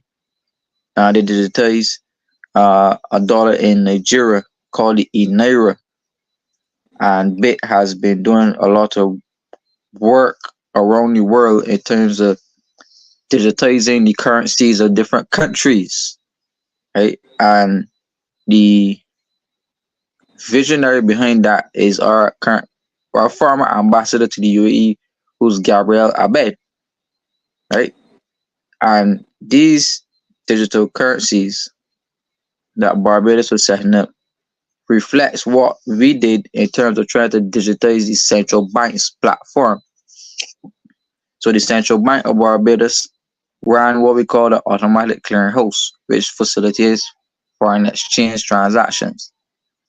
But you keep hearing the finance person saying that it's so hard to get foreign exchange in and out of Barbados, it's expensive, the delays, technology, you have to go apply for application, then they only want to give you a small amount to do transactions, and you hear the business conglomerates crying out for access to foreign exchange from the central bank, right? And it's hard to get foreign exchange in and out of Barbados. So they use that as a lead into digitizing the platform and moving away from the paper-based financial system. And they have now added the credit unions to that system. And we spoke about it previously, where we said that the credit unions are going fully into a digitized world. And we're seeing the credit unions offering a lot of PIN card services right now. Right? All of that. And I heard Mr. Corbin put on a voice note speaking about the government's plan to digitize the central bank's infrastructure when they were seeking to put in a new governor of the central bank. He swore extensively to something like this, but little did he know he was extremely on the ball as it relates to government digitizing its international platform, adding the credit unions, having the Barbadian digital dollar in place because the government's intention was to shift the country over to M-money and the Barbados digital dollar, and to have us spending more digital transactions. And that's why they're trying to put the digital payment system on the bus. That's where they're trying to put the digital payment within the hospitals and the different services. And they're going to use, as I said, the M-money pilot. And you will start seeing all of the M-money stations notes being set up at polyclinics, I said, on the bus and everything, so that when the pensioner or whoever gets to come to use the service, you would just strike on the M-money, because it will be M-money infrastructure. You will just strike and the money will automatically come off of the ID card straight over to the government. And the platform, which is M-money, will benefit per every transaction that is made in society.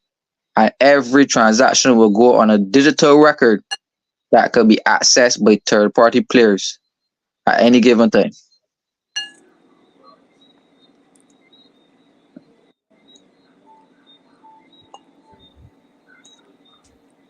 Yeah, KEMAR, I see a statement made here where the person is asking us to define what is digital currency and what is virtual currency.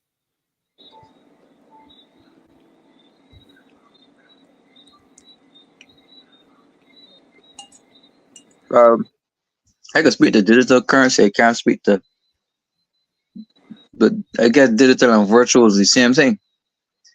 A digital currency is just like a dollar on a screen. It's just a number, a normal binary. You got ones and zeros.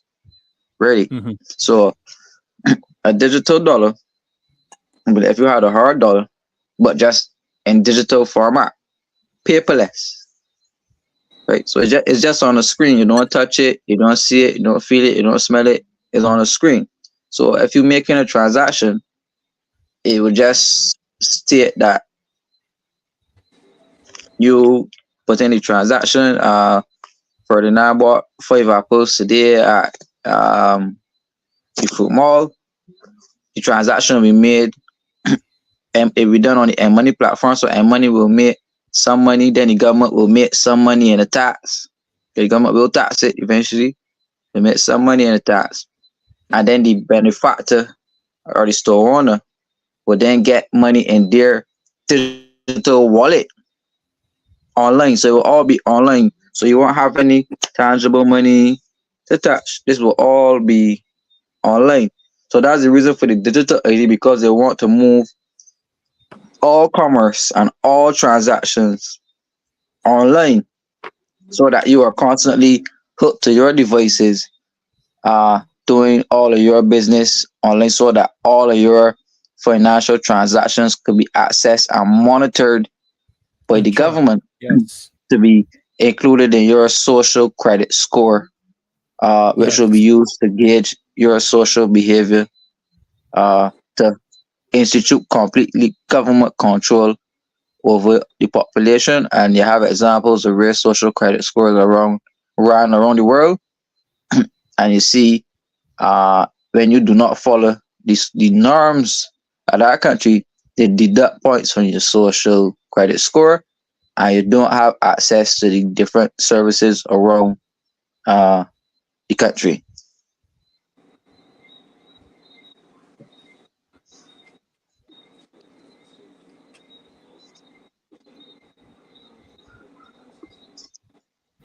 I have a question, Mar.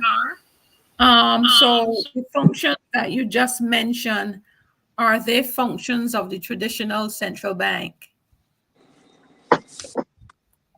Well, the central bank is mainly there to control the money supply of a country. So we didn't always have a central bank in Barbados. Central banks are a new thing, really. central banks were mainly put in countries to help funnel the petrodollar, which is the US dollar, and to set up countries to have a functioning, they call a functioning institution in their countries to facilitate US dollar trade in them. So the central banks really come there to be like a banker's bank and to do and perform services for banking institutions, but the general public don't have access to the use of central banking services. A central bank is there to do services for commercial banks and to do services for the Federal Reserve in America. But if we have moved to a digital currency, will they not be controlling the money supply of the general public? But they do control it already. But with physical money, you're able to keep some of that on your bed. You're able to keep that out of the system, which means that they never have a true representation of how much money is in the system. So what they're trying to do is to capture all of that money that may not be in the system, as the same money that's on your bed, money that's in the credit union, money that you might got stashed in the bank, money that you might got stashed in places. They're trying to recapture all of that money in a digital format so that they don't control all of the money supply. Because they control only what is in the banking system, but they don't control what happens within communities that don't do banking. And there are a lot of communities in Barbados and the world that don't do banking.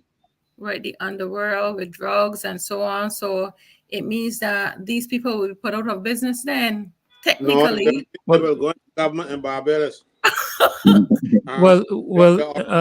They already have connections. You recall? I will always speak to this. I will always tell people about it because I don't want people to forget. I was appointed to the Senate in 2018. I'm very proud of that. I was very proud of it. And of course, now I want to share that moment with my wife.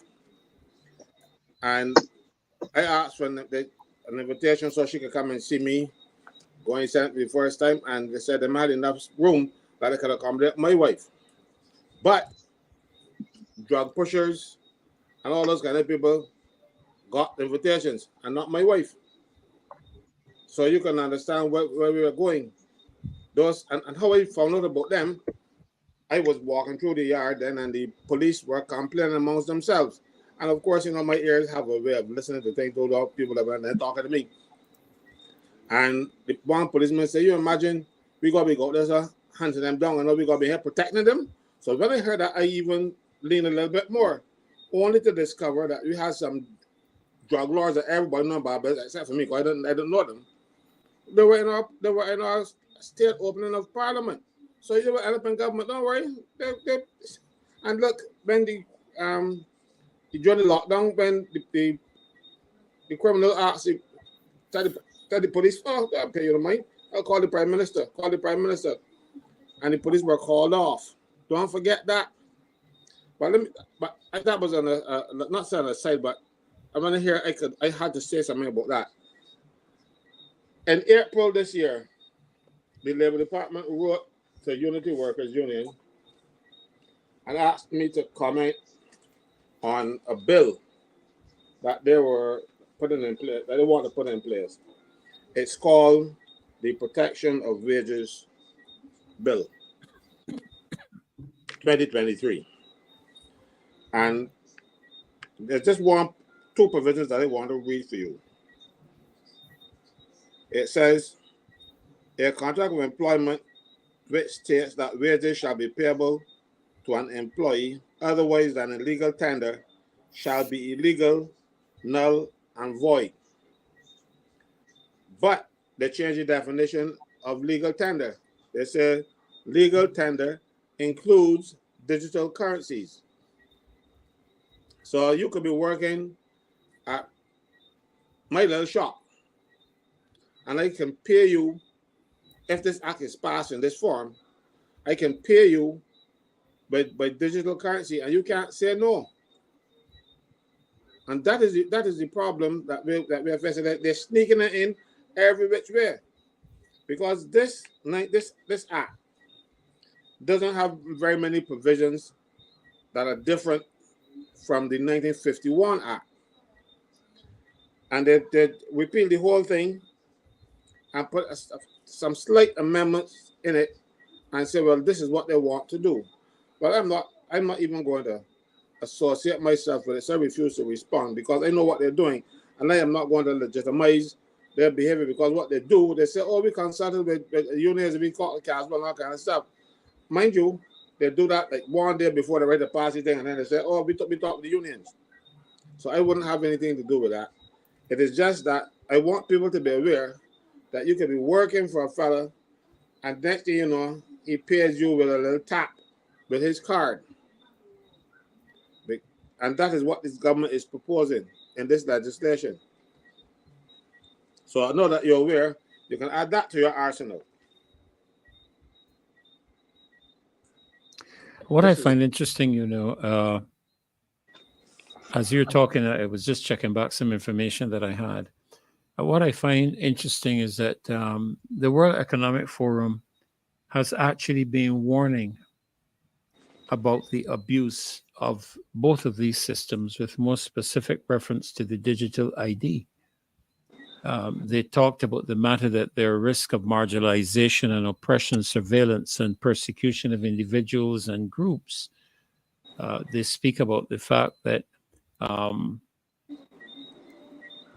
that governments could actually abuse the use of the digital ID. This is the World Economic Forum, who are supposed to be the architects of this system.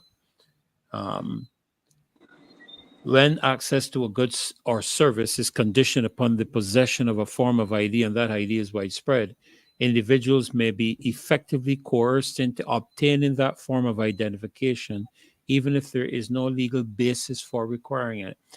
These are some of the warnings that have come right over the World Economic Forum. Sensitive data, such as biometrics, carry a high risk of exploitation. They speak to the matter of invasion of privacy. These are all issues that have been addressed. And I fail to believe that Barbados is going to be somehow exclusionary in terms of what the rest of the world is being directed to follow. Now, as I mentioned at the beginning of the program, when the Child Protection Bill, when you look at the Child Protection Bill, the first thing you find on the Child Protection Bill is compliance to international agencies, nothing to do with the well-being of our children. The same thing exists within the context of what we're discussing tonight. The first commitment that our administration and government has is to the international agencies and not to the country of Barbados. And it is concerning, I believe, and I think we have every right to be concerned about it, because if you are going to be able to tell me, and I think I listened to a presentation by I think it was Charles Schwab when he was speaking to the matter of 15-minute cities. What he was fundamentally saying is that you can't travel outside of 15 minutes of where you are. And how do they control that? Well, because if you venture outside of 15 minutes and you try to use your card for payment or for purchase, it won't work. It's as simple as that. And what I find is that in Barbados, we seem to think, we used to have it as an old time saying, it seems to be coming back. That happens over and away, but it's not going to happen here. But we are a part of a global community with a global agenda that is being pushed around the world. And there are countries standing up to it, I don't know if you all are aware that the United Nations, I think they've just passed. I would have to check back the information here. I just closed it because I know we're looking toward the last hour of the program. The United Nations just passed a resolution that gives the World Health Organization's control over sovereign countries in the next pandemic. And 11 countries opposed it. And in spite of that, the UN General Secretary, I think it was, still proceeded with the passing of the resolution. No, it wasn't passed, Dr. Ferdy. It wasn't passed. Let me get back up that information. No, the resolution wasn't passed. He suggested that he brought the motion to the floor, but it was not passed because the 11 countries, you cannot pass a resolution unless all member countries agree, and the 11 countries rejected it. So it has not been passed, but they're going back to the table. You're right. They're going back to they're going back to the table, and they're going to come again. But these 11 countries are now getting other countries to join the cause, and Barbados is one of them. Barbados is one of the countries that is going to reject it. Okay? Barbados is one of the countries that is going to reject it because we are going to hit the ground and get signatures. We need 10,000 signatures from Barbadians. We need 10,000 Barbadian signatures, and I am going to be hitting the ground with documentation printed out to show Barbadians the danger that if they don't sign this or they don't actually understand what is going on, we will lose our sovereignty to an organization that will lock us down at will. Okay? If a rat runs across Baxter's Road, they can lock us down for that. At the end of the day, the most important thing is this. We have to stand, and we have to stand now. Otherwise than that, it'll be over. Okay? And as far as I'm concerned, I am not, as a Barbadian, going to sit here and talk about this night after night and so on and not take action. Okay? Because I am not going quietly into the night. I am not going to stand quietly at the side and see other people being disadvantaged. And I think that I'm pretty well known right now for taking the government to task with regard to telling them where I stand. And I am telling the government tonight, if you think that you are going to get away with selling Barbados down the road to an unelected three-letter organization run by a terrorist who is basically on the hook already for the genocide of 650,000 of his own people, you have got another thought coming. Okay? Tedros Adhanom Ghebreyesus is a terrorist leader. Okay? He ran the Tigray People's Liberation Front in Ethiopia for 9 years and is personally responsible for the murder and disenfranchisement of 650,000 ethnic Jews and other minorities. Okay? And I, Fred Corbyn, I'm not going to sit here in Barbados and allow one prime minister to acquiesce to the dystopian reality of a three-letter organization at the expense of my countrymen. Well, so let's get it right. Okay, let's get it right. We're rejecting it 100%. You see what's happening here? This fits the profile of the people that our prime minister deals with. You remember she went into Suriname when Bouterse was the president, and they were going. I suspect now that he's gone, our relations with Suriname is not as good as people would like. Because Bouterse is a murderer. He's a convicted murderer. He went to jail for it because he was president at the time and they couldn't hold him because of that executive privilege. But he's a murderer. We were on this side jamming up with him. So this is the type of people that our government gets involved with. So don't be surprised, Fred. And you remember the same Director General, we'll call him of the WHO, wasn't he given some honor in Barbados? Yeah, I think he came down with something down here. Yes, he was actually. He was given honor in Barbados. I said these are the type of people that our government likes to be involved with.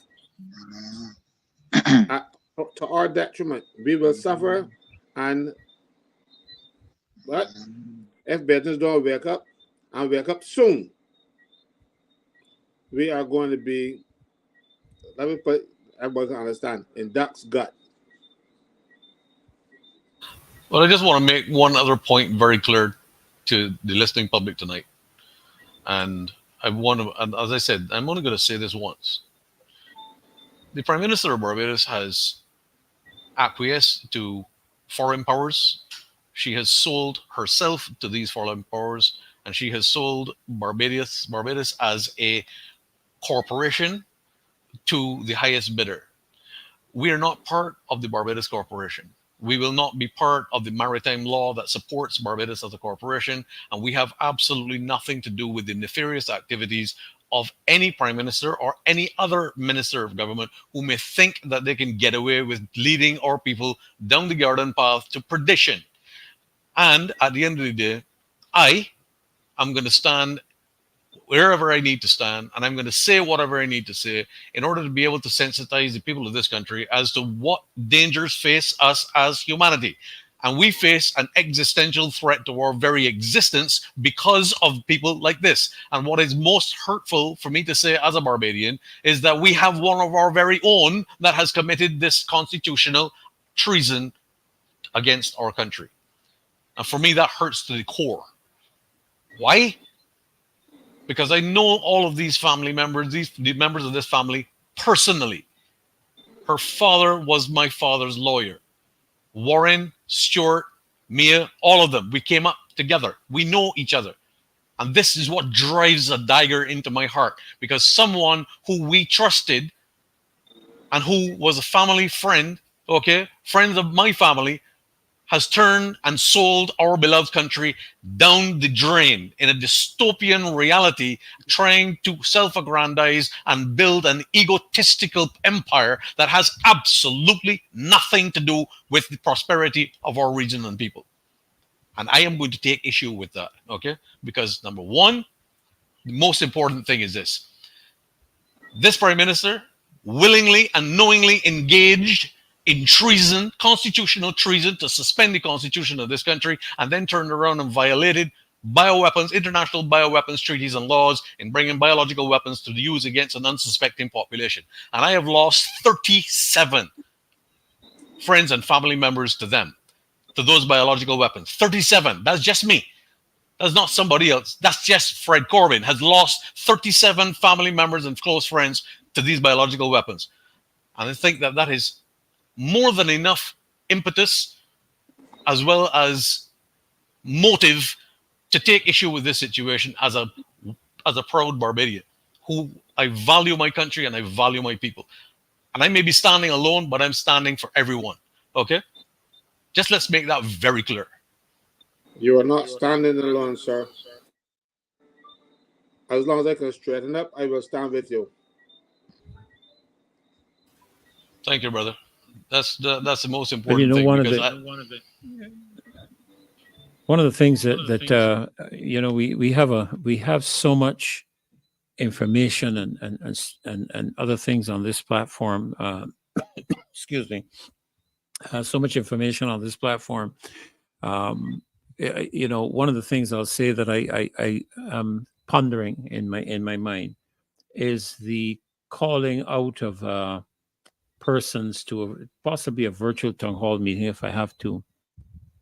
And in terms of persons who experience negative impacts from the joke that have been cautioned on, and let's see what that turns out to be.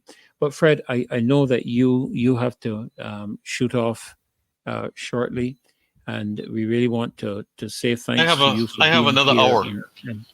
I have another hour before my and- exam starts. So my exam starts at 10 because it's 11 o'clock. It would be 11 o'clock in Singapore. My exam starts at 10.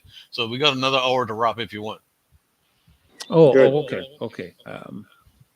So let's go. Caswell, back to you. You've been listening a lot, and we like to hear your voice in some of these things. I don't know if my voice is making much of an impact because I am not seeing the results of my efforts. Not what I would like to see. I'm sometimes if a few people will see me downtown and they would compliment me and they would tell me they support me and stuff. But when I walk down the road and I see people just few yards from them wearing red shirts and going and getting their ID card, they're not listening. People are not listening, and they feel that the Prime Minister is being honest and faithful to them, and we know she's not. And as I said earlier tonight, you just have to listen to her statements, and those statements or the one today and the other one the next day don't match, and the both of them cannot be true at the same time.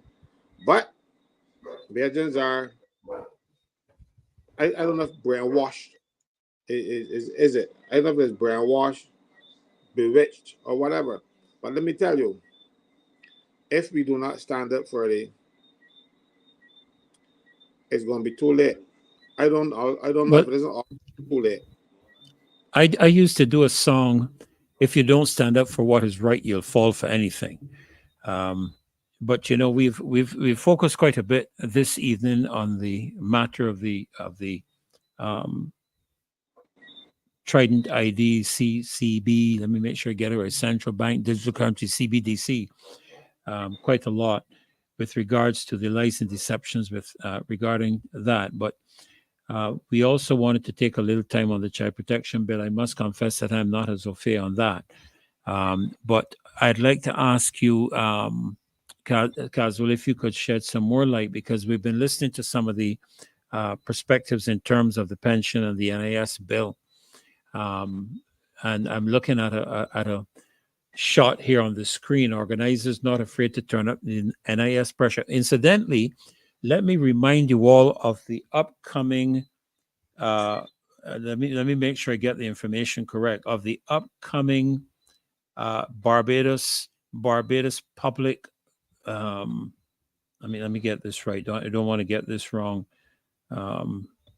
Just trying to load it to my phone, but there's an upcoming public meeting this coming Sunday at it's called Roadside Parliament. Nonpartisan opposition, Sunday, October the 8th on Westburn Plaza. That's on the corner of Baxter's Road, I think, and Westbury Road. Right there as you come down, there it is. We want to make sure that you're there for that nonpartisan opposition. We're inviting the entire country out. Bring your questions, bring your input. There'll be a number of speakers at that roadside parliament. The opposition speaks. The people voted to be their own opposition in 2018 and in 2022. And so we want to remind you of that upcoming roadside parliament Sunday. That is this coming Sunday, October the 8th, beginning at 5 o'clock. Am I reading that correctly?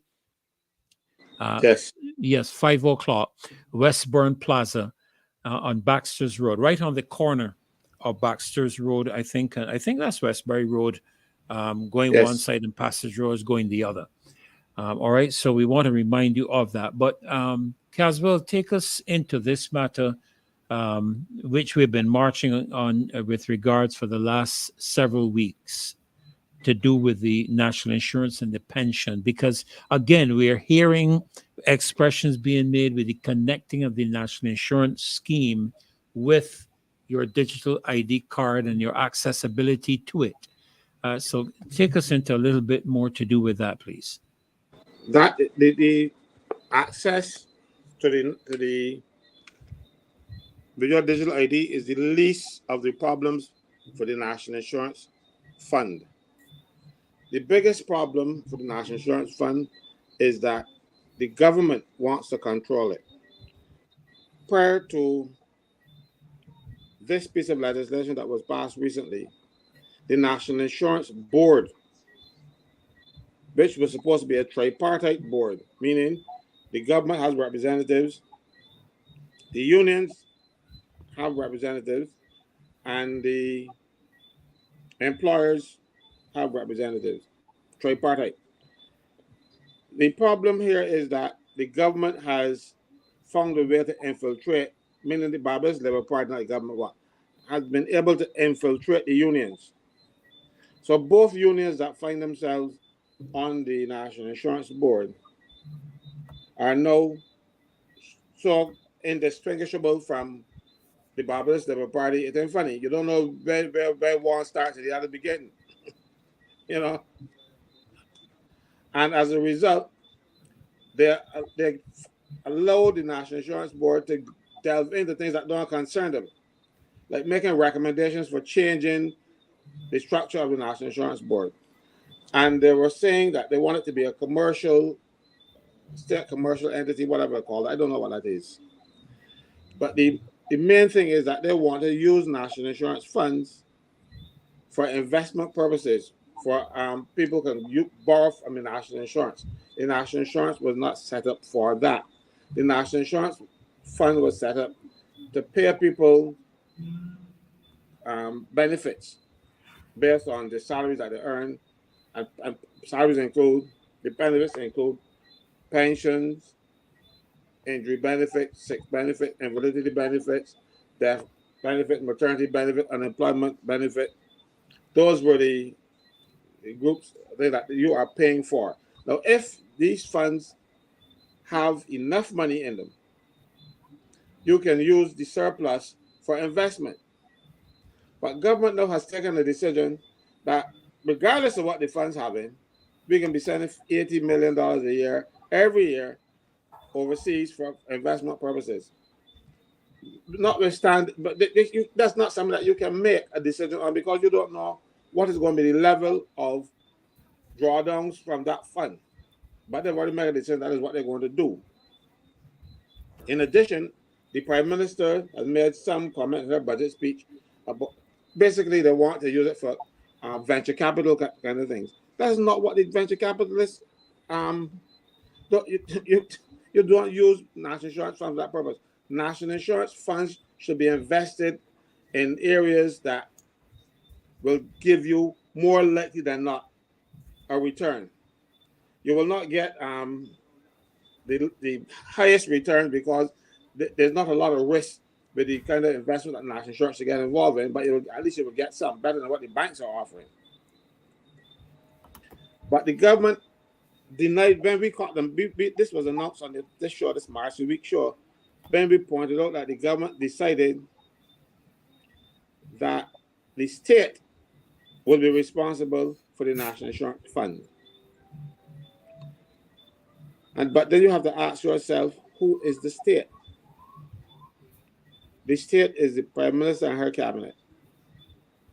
And so when you read the National Insurance Act with that state in there, it says that the state will advise the Minister of Finance on the investment of I see Fred laughing.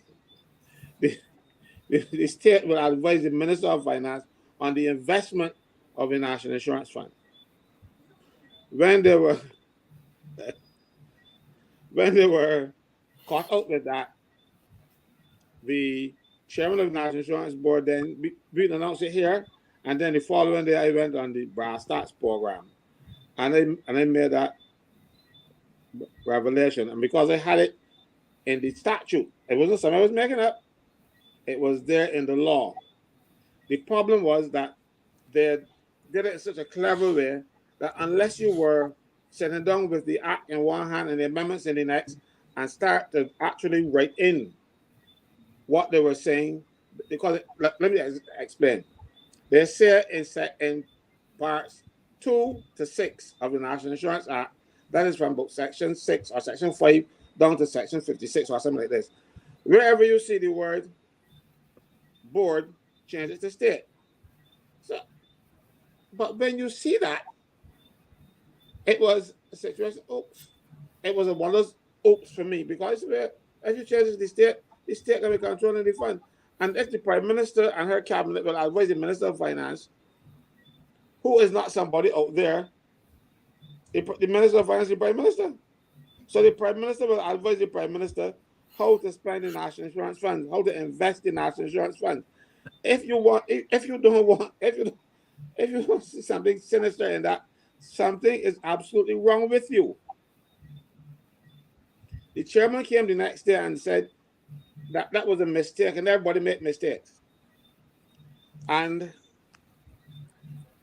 one of the people who follow this program, the March Week Show, contacted me the next day and sent me an article from the Barbados today, dated, let me pull it up to make sure I got the date correct. Dated May 30th, 3 months before he made that statement that they will change the way the fund is controlled. So they were planning it, but he talked too fast. Nobody expected him to say that, and thankfully he's not as smart as he gives himself credit to be. And he got up there and he actually admitted it to the Barbados today. So what he said to the Barbados today and what he said to brass tacks are at variance. Yes, there he is now. The story came in the Barbados today, but what he's denying, so they always plan, it wasn't a mistake, they always plan for the cabinet to advise the Prime Minister how to manage, sorry, not the Prime Minister, how to advise the Minister of Finance, oops, same person, how to deal with our monies. This money is not the government's money. Now, when you consider that they have already taken $1.3 billion of the National Insurance Fund and written it off because both administrations borrowed from the fund and the fund was in jeopardy back in 1989, I well remember. But in 1989, it was coming up to elections. So Sandyford didn't want to shoot himself in the foot and to make any major changes to the National Insurance Fund before an election, so he did nothing. And by the time he won that election, there was so much war around him, his administration did not last. And Owen Arthur came in, put some draconian measures in place, and the fund started to resurge. Because the thing was that if nothing happens or they don't do something about the fund, that the fund will go bust by 2035. Arthur changed the retirement age from 65 to 67 gradually. He changed the maximum insurable earnings, the amount of money that you would pay national insurance on. Then he changed the formula for computing pensions to give you less pension. And the fund started to resurge. So government started to borrow it again. Now we're at $1.2 billion. Mayor Montley comes in, and one of her first acts of treachery was to write off $1.3 billion. And in the latest actuarial report, the fund is in trouble again, and the actuary said it is because of that write-off. He is not my actuary. He's the actuary that the government hired. And he said that, and I didn't read the entire report, I only read the executive summary.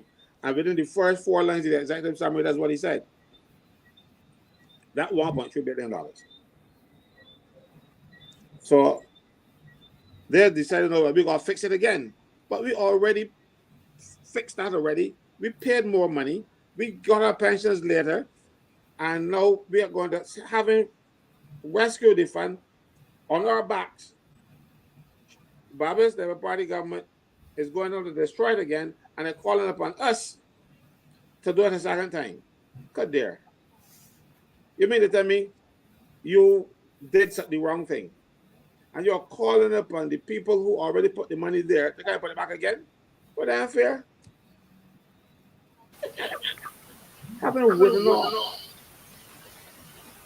I got a question for you, boss. I got a question for you, boss. Right, please. Do you know where the 1.3 billion has gone? Nobody knows. Really? You sure? You sure about that? Well, they're telling me. All right. Well, let me give you a heads up. The $1.3 billion is what was used to set up the Bridgetown Initiative. Venture capital, then. Wait. I don't. The 1.3 billion that was owed to the NIS fund was money that the NIS was lending to the government to borrow treasury bills, 90-day treasury bills. right? So the government took the money, spent it, and $1.3 billion worth of treasury bills. And what the government said is that they were not going to repay it. But it's not that they had $1.3 billion collectively to send anywhere. This was years of collective debt that they took. The citizens of New Zealand, this was short-term money that the government, like NAS, was lending the government to pay wages to workers and stuff like that. The money that was set up for the Bridgestone Initiative was borrowed from the IMF.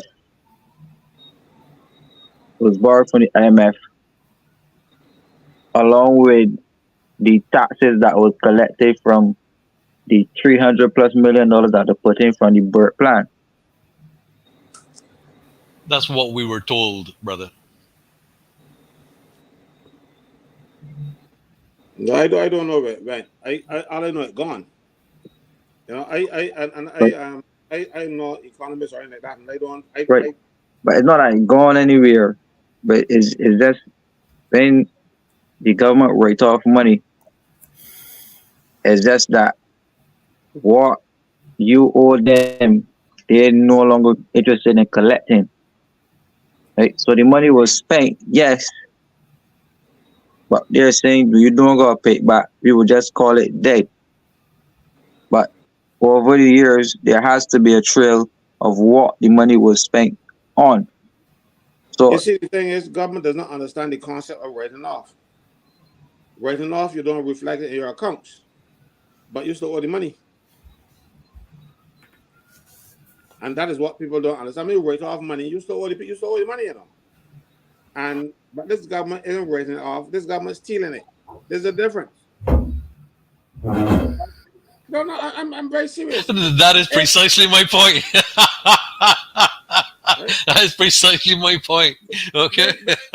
When you borrow from a financial institution and they say the money is written off, you can still get the bailiffs coming out your door for that money. It is just that money will not be reflected in your accounts to show that your assets are stated by that amount or more. But it is still owed. This government says they're writing it off, meaning that they're not paying it back, which is something completely different from what write-off is. And what they have also done is to take the national insurance money and use it for government capital works. Look around the place where the government offices are now housed, and you will see the Warren office, the Tower 2, whatever they call it, the Warren, national insurance money. With the building down the Warren bottom, they call Baobab Towers, national insurance money. The police station at Ken Garden and St. Thomas, the district police station, national insurance money. The fire station that is now being constructed, national insurance money. Now, the idea is that national insurance would build these things and rent them to the government. But you're not going to like paying rent. That is not to the national insurance. So the national insurance fund will always find itself in problems if you got government out there sticking a hand in the cookie jar every time they see 4 cookies. And who will suffer? The people. Now, prior to the amendments, you had to have 500 contributions, which is 500 months, to get a pension. They have taken it up now to 750 contributions. And people are saying, oh, that much, that's only 15 years. But you must remember that there are some people who secure their pensions in Barbados and then went seeking greener pastures to see if they can make more money in the States or wherever. Guys, I know you're talking about greener pastures, right?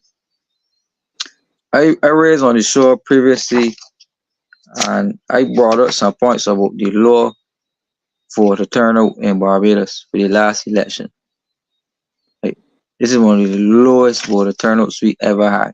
The lowest. Not And, one of the lowest. and part of the reason for that is that the government restricted a lot of persons in Barbados from voting at the time because the government said that they had COVID, right? And restrict a lot of people from getting to the polls. Now, what I realized is that when the government came in, and I raised this on the show previously, the government passed some amendments to the Caribbean Community Act, which gave status to non-nationals in Barbados. So I noticed on my time during the city canvassing, there were a lot of St. Lucians, a lot of Vincentians, a lot of Guyanese, Antiguans, a lot of non-nationals, Caribbean people living in Bridgetown. And quite a few of them told me that they voted in the election. But that's not anything new, you know. We've always had a provision in the law for Commonwealth citizens, not only St. Lucians and Vincents, but anybody in the Commonwealth residing in Barbados to vote here. Right.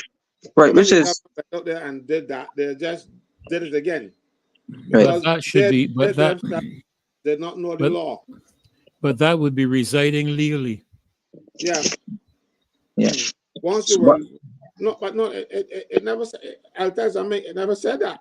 It says that if you were resident, because the Electoral and Boundaries Commission in supposed to ask if you are legal or not. It asks if you've been living in this place for 3 months. Are you supposed to produce an identification card of some kind to show you have the right to vote? They issue it. Okay. So if you're living in Barbados and you can show that you are living in Barbados and you are entitled to vote, it has evolved into be living here legally. So, but again, when Tom Adams came into power, he made a lot of those people were living illegally in Nelson Street and Saddle Street and wherever else in the city areas. They were living. They were illegal immigrants. Tom regularized them and get them the vote. So it happens all the time. I'm not so worried about that. I'm worried about the fact that even with them coming in, the Barbadians should still have been able to vote, but they didn't turn out. We had a 41% turnout. 59% of the electorate did not vote. Some didn't vote because they had COVID. Some didn't vote because they didn't like Verla. Some didn't vote because they didn't like the particular dem that was in their constituency. But the Barbados Labour Party brought out all their votes. And all the bees come and vote, even if they had COVID. Yeah. So that is the reality of that situation.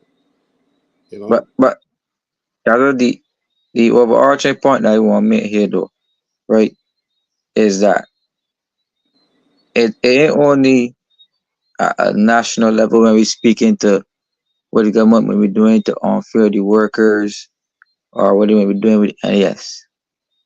By changing these policies to allow and listen to who the government targeted to get into Barbados through the legislation. Yes, went after artists, musicians, media persons, sports persons, cultural workers, agricultural workers, domestics, nurses, teachers, and they also included the dependents, which is children of these persons, allowed them to move easier into Barbados, right? They take a residency. As I told you, a lot of them were added to the National Register to vote in the 2022 election, right? And a lot of these persons speaking to me say to me personally that they got assistance from the government to speed up their processes to get residence, and a lot of them who were here longer to get permanent status, they say that they were facilitated along to gain that on condition of supporting a particular government, Yeah, right? that's a And the fact. government, They right, told you happened before. right. So the government now, if you listen to the Prime Minister, is saying that they want to increase migration into Barbados, right? And they want to change the uh landscape of Barbados and are opening up open immigration policies for people to come in, and that's why they open up this thing called the welcome stamp. Like, so the welcome stamp, which to roll out during COVID, allow for people who were earning over a specific amount to like, like somebody's has a lot of noise in the back. So. Sorry, that was my wife there watching her foreign language movies. Yeah, right. So they put in the welcome stamp to allow persons to come into Barbados during the COVID time. So you were able to live here, reside here, come in, get a house, and do your work remotely if you can. And quite a few international persons relocated to Barbados during that time, and a lot of persons got residence in Barbados during that time from the international communities, right? And if That you would speak, have been fraud because those people, the welcome stamp people, were not entitled to anything other than to live and work here, and but they were and not even and spend some money here and that's it. But they were not they were facilitated to come and work in the little paradise, and but they were working home, they were paying taxes in their country and all kind of stuff. So it wasn't for that. If some of them got facilitated by to register to vote or to become citizens or residents or whatever, that was a fraudulent act. But I don't put it past this government to do the wrong thing. Mhm, You know right? what I didn't like about the welcome stamp thing was the fact that it tried to change our laws to and bring people who are same-sex partners. That law actually did. You can bring in your domestic partner, and domestic partner had a definition of it could be a man and a man, a woman and a woman, that kind of thing.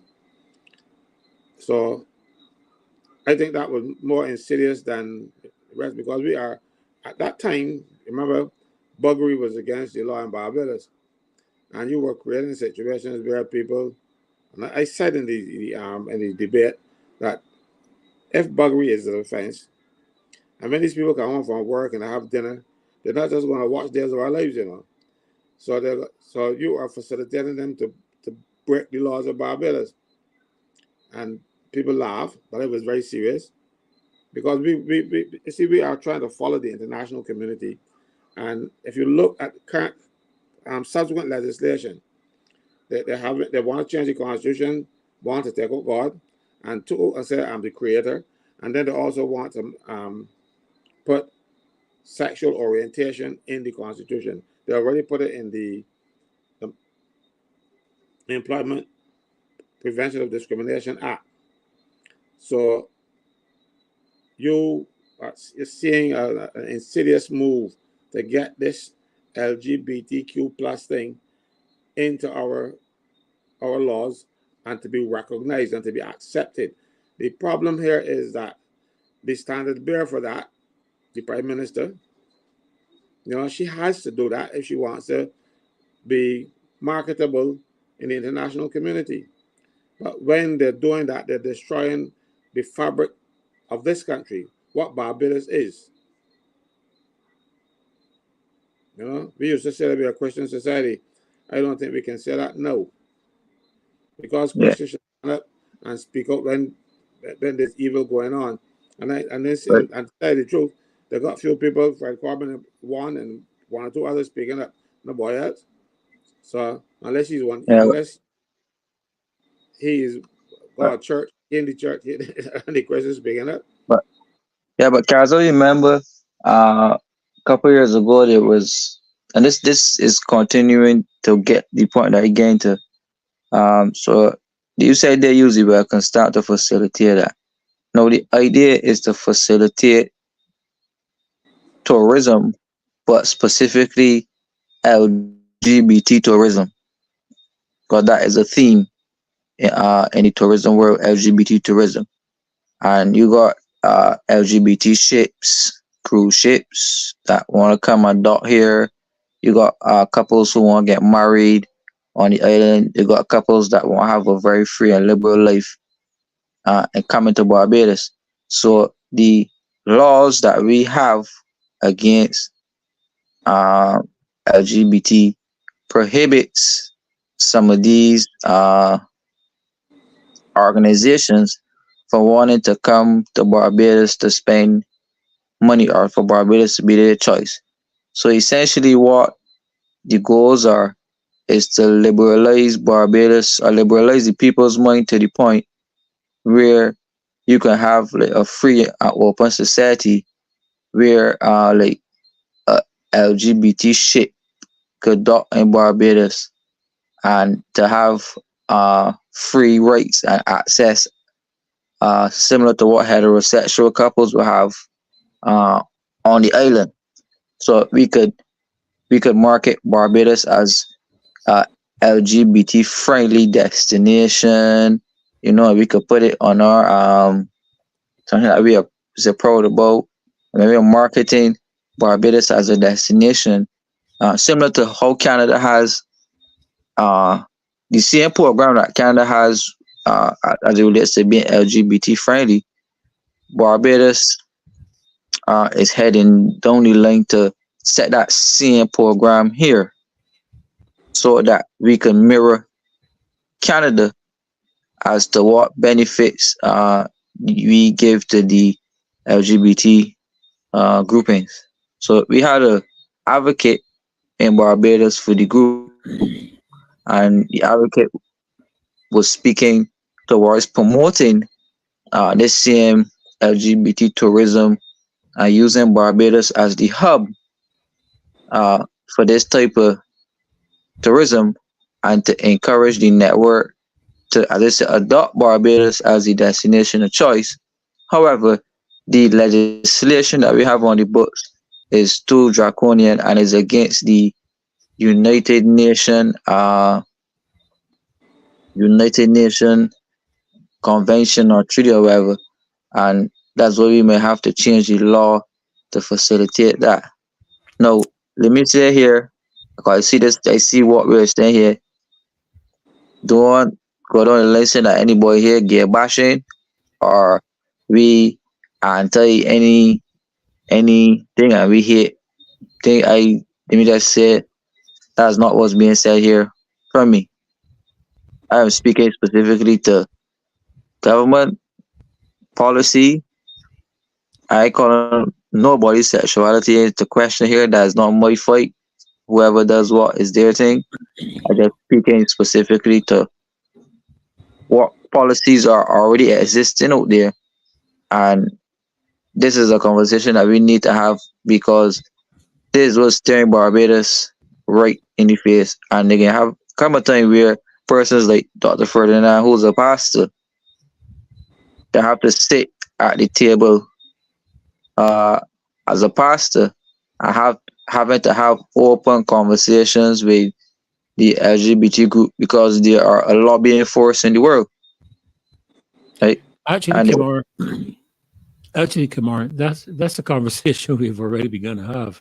We may not be having it with the group, but we've been having it with people for years. And it's nothing new in the context of us. But let me just make a couple of quick comments. Let me drop back to the matter of our last general election. Do you all recall the Bahamas had a general election around the same time? Anybody recalls that? Yes. Do you recall that there were people quarantined in the Bahamas during that general election? And do you recall that the then Prime Minister, I do not recall his name, I apologize for that, but he made provision for every single person in quarantine in the Bahamas to vote, because it is the constitutional right of every citizen of the country to vote. The Prime Minister denied thousands of Barbadians the right to vote, so that technically speaking, CASWELL and KEMAR, we have an illegal government in office. That was treason, Ferdy. All right. Well, I'm not going to push it quite that far, Fred, but just let me say that it doesn't take, we know that in many instances in Barbados, it's only a matter of 20 or 30, sometimes 100, 200 votes that can make a difference as to who is in parliament. And there were thousands of Barbadians denied that right to vote. That's the first thing that the government has to apologize for and rectify. You can only rectify that with an election. Well, then call it. They're not going to call it. No, I know they ain't going to call it. I'll tell you why they're I not know going they're not to going to call it. They can go right down to the wire because they want to have. Remember, this last government was the last administration was 3.5 years. So you need 8 years to qualify for a pension as a parliamentarian. Mind you, that's one thing I was complaining about because I heard you treat to that. I heard you treat to that last week, going right down to the wire because they gotta get the pensions. Right, they want to get the pension so they can go down. But what is significant about that is that even for 8 years, they took everybody from national insurance age from 10 years to 15 years, but they leave theirs to qualify for a pension at 8. You see. When you hear the Prime Minister say, we're in this together, I don't know what she's talking about. Because they take care of each other very well, but not everybody in there with them. But I think business, by now, would have realized that they shot themselves in the foot. But they did it, they aim at the foot and shoot, because let me tell you something. Everybody in Barbados who was over the age of 2 knew the reputation of the Prime Minister prior to her becoming Prime Minister. It was an open secret. And we wanted that person anyhow. So we got them. So and I said we had me winning because I didn't vote for them. Having done so, you can't come up and complain. No, that's the problem. That's why a lot of people are suffering in silence, because they were the people who jump up in the red shirts and take the $50 bill or the $100 bill, depending on which candidate give it out, and went voted. We sold our votes, we sold our souls, and we a pottage of soup. Yeah, bowl of pottage. But Cal, let me just move on to what KEMAR was also speaking about. KEMAR, I'm sure you're aware of this, but it was just appointed to the World Economic Forum, a representative for the LGBTQ plus global community, to the World Economic Forum. In that capacity, governments are going to be required, because remember, the World Economic Forum setting policy now. You know, these guys ain't elected to nobody's office. These are the guys who are the wealthy elites of the world.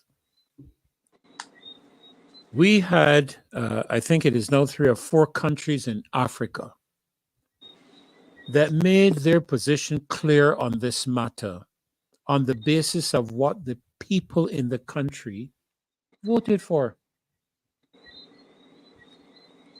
And in spite of the fact, and I saw a resolution that was passed through the United Nations by consensus, that the United States government moved in the United Nations by consensus. Over 60-something nations opposed the connection between gender, it's what it calls SOGI, sexual orientation and gender identity, was connected to voter rights. And I never saw that anywhere. I never saw anybody either admitted or denied access to voting because of their gender.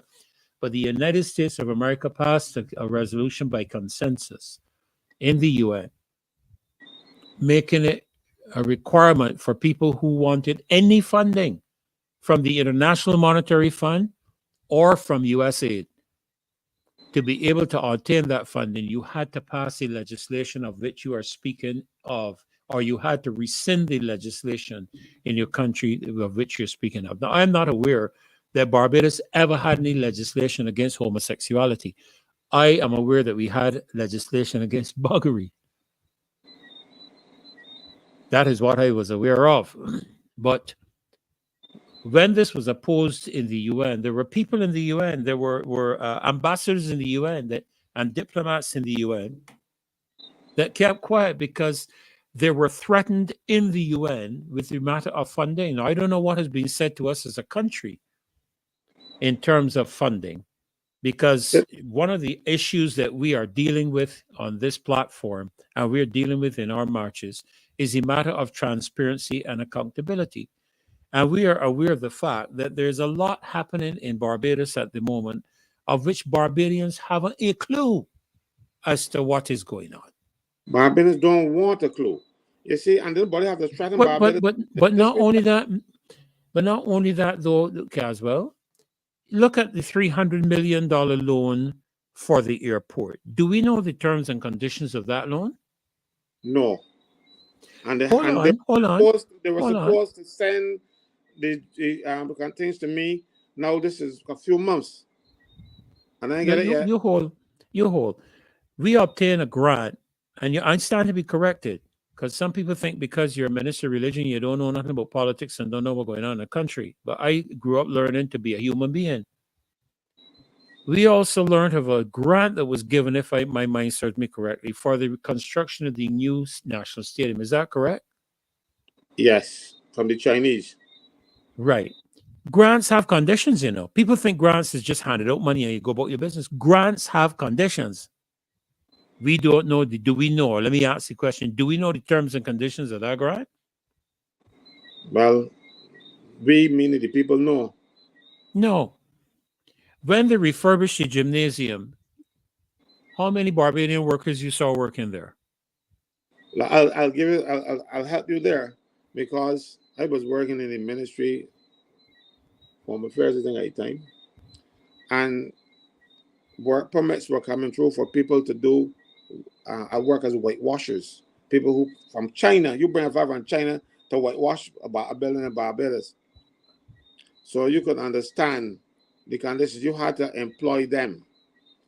Exactly. Even when the airport was constructed with Canadian money, we even had to buy the toilet paper using the airport from Canada. And to make sure that we cannot buy any different toilet paper, they give us some toilet paper dispensers that was a particular size that only their toilet paper can fit. The water, the one that gave us aid for the water authority to build the reservoirs, the paint had to come from these people. So it is like you get something for nothing. You always comes with some kind of terms. You pay for it. Always comes with some kind of terms and conditions. What about Wyndham at Sam Lords? Do we know the terms and conditions surrounding the whole matter at Wyndham? We don't even know what's going on, because if we're talking a republic, I am an elementary person when it comes to certain things. But when we talk a republic, it is by the people, for the people, of the people. It fundamentally means that the government should not be engaging processes that people are unaware of. You know, I was a fond person of Ronald Reagan. You ever heard of the guy? He was president of the United States of America. Let me read you something, a couple of things he said. He said, government's view of the economy should be summed up in a few short phrases. If it moves, tax it. If it keeps moving, regulate it.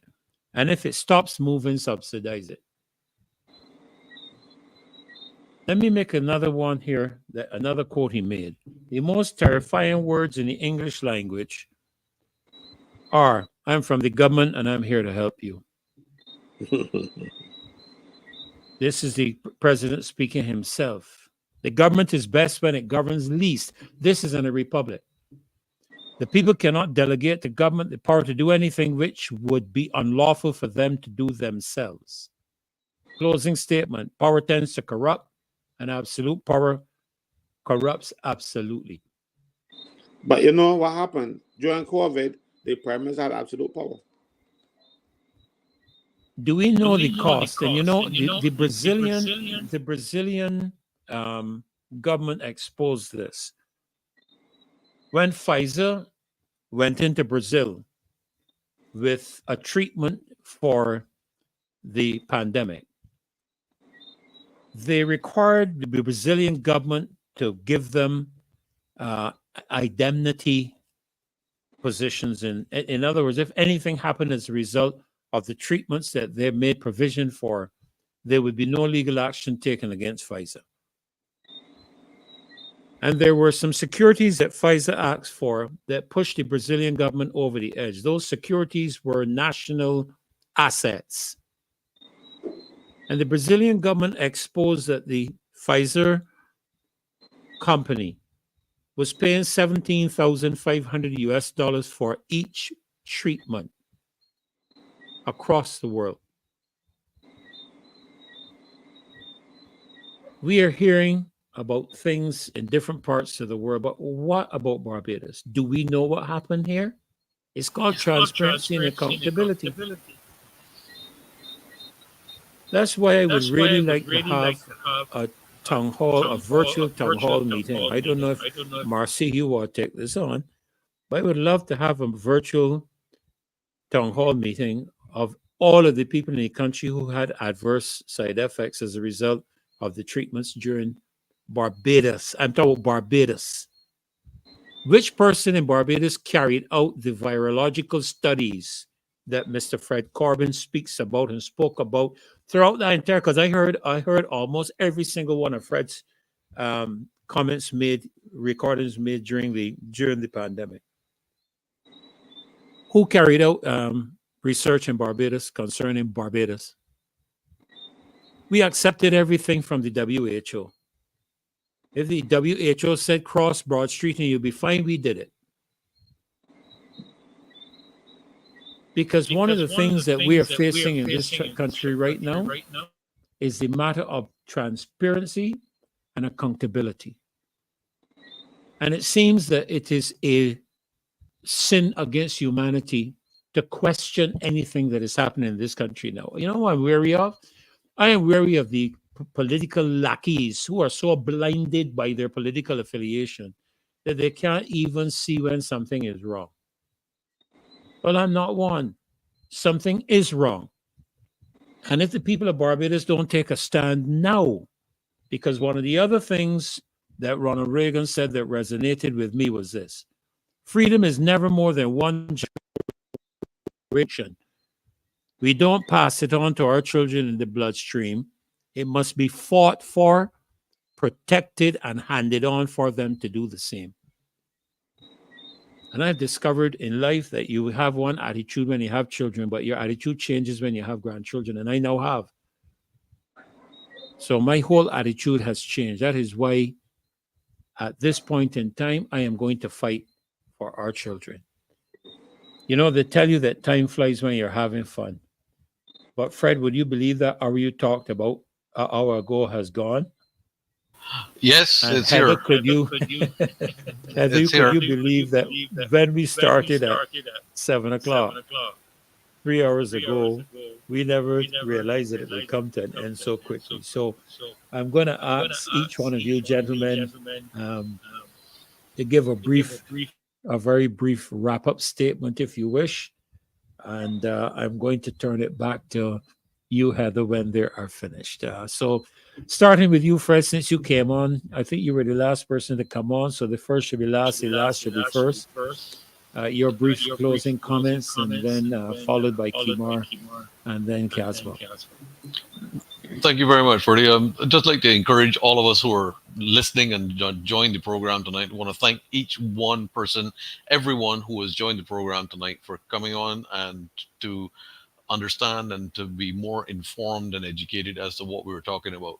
And I would also like to encourage each one of us as speakers who are going to be regulars on this program to understand that the persons that we are actually speaking to, who are listening to us, who may not know us in person but are seeing us every single day, we have to encourage one another to actually look from the empathetic point of view of what is actually happening on the ground.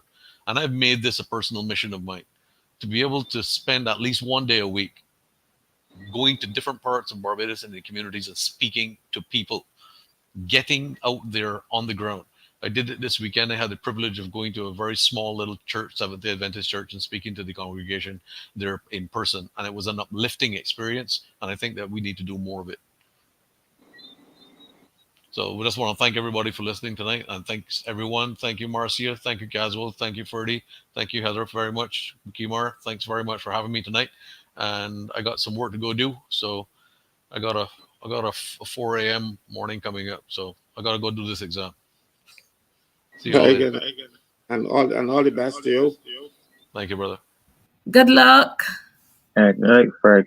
All the best. Well, good show again. I just want to wrap up, and recap a bit of where we started in terms of Barbados and the data protection bill. And to say that the survey with the IDB is just a part of what we have signed on to. So the merging of this thing about gender education and gender neutral bathrooms, all of this is part of the policies that are associated with making Barbados more friendly to the LGBT agenda. So that's where you will start to see the comprehensive sexuality education rolled out through Barbados, and that's where you will start to see institutions transform to suit the new narrative. So things like hiring policies and all of that stuff will start to change as Barbados goes on. Know that we are in the international world. This is what is required of us to participate. So with that being said, we need to decide as a country if we're going to hold our traditional moral lines or if we're going to uh, accommodate the new lifestyles that are going to be promoted to us, these new alternate lifestyles. So it's an issue that we're going to have to tackle sooner or later. I mean, they have us on the financial side, as we borrow the money. So therefore, we have to do and implement what they say we have to implement, unless we grow up here and stand up and show the country and the world that we could go a different route. There are countries who stood up and took different routes, and they're still very prosperous today. So there are options available to us. But we'll discuss that some other time. I look forward to seeing everybody Sunday. The opposition speaks. We will say Parliament. I look forward to seeing you all this Sunday, 5 p.m., Baxter's Road, Westbourne Plaza. Thank you.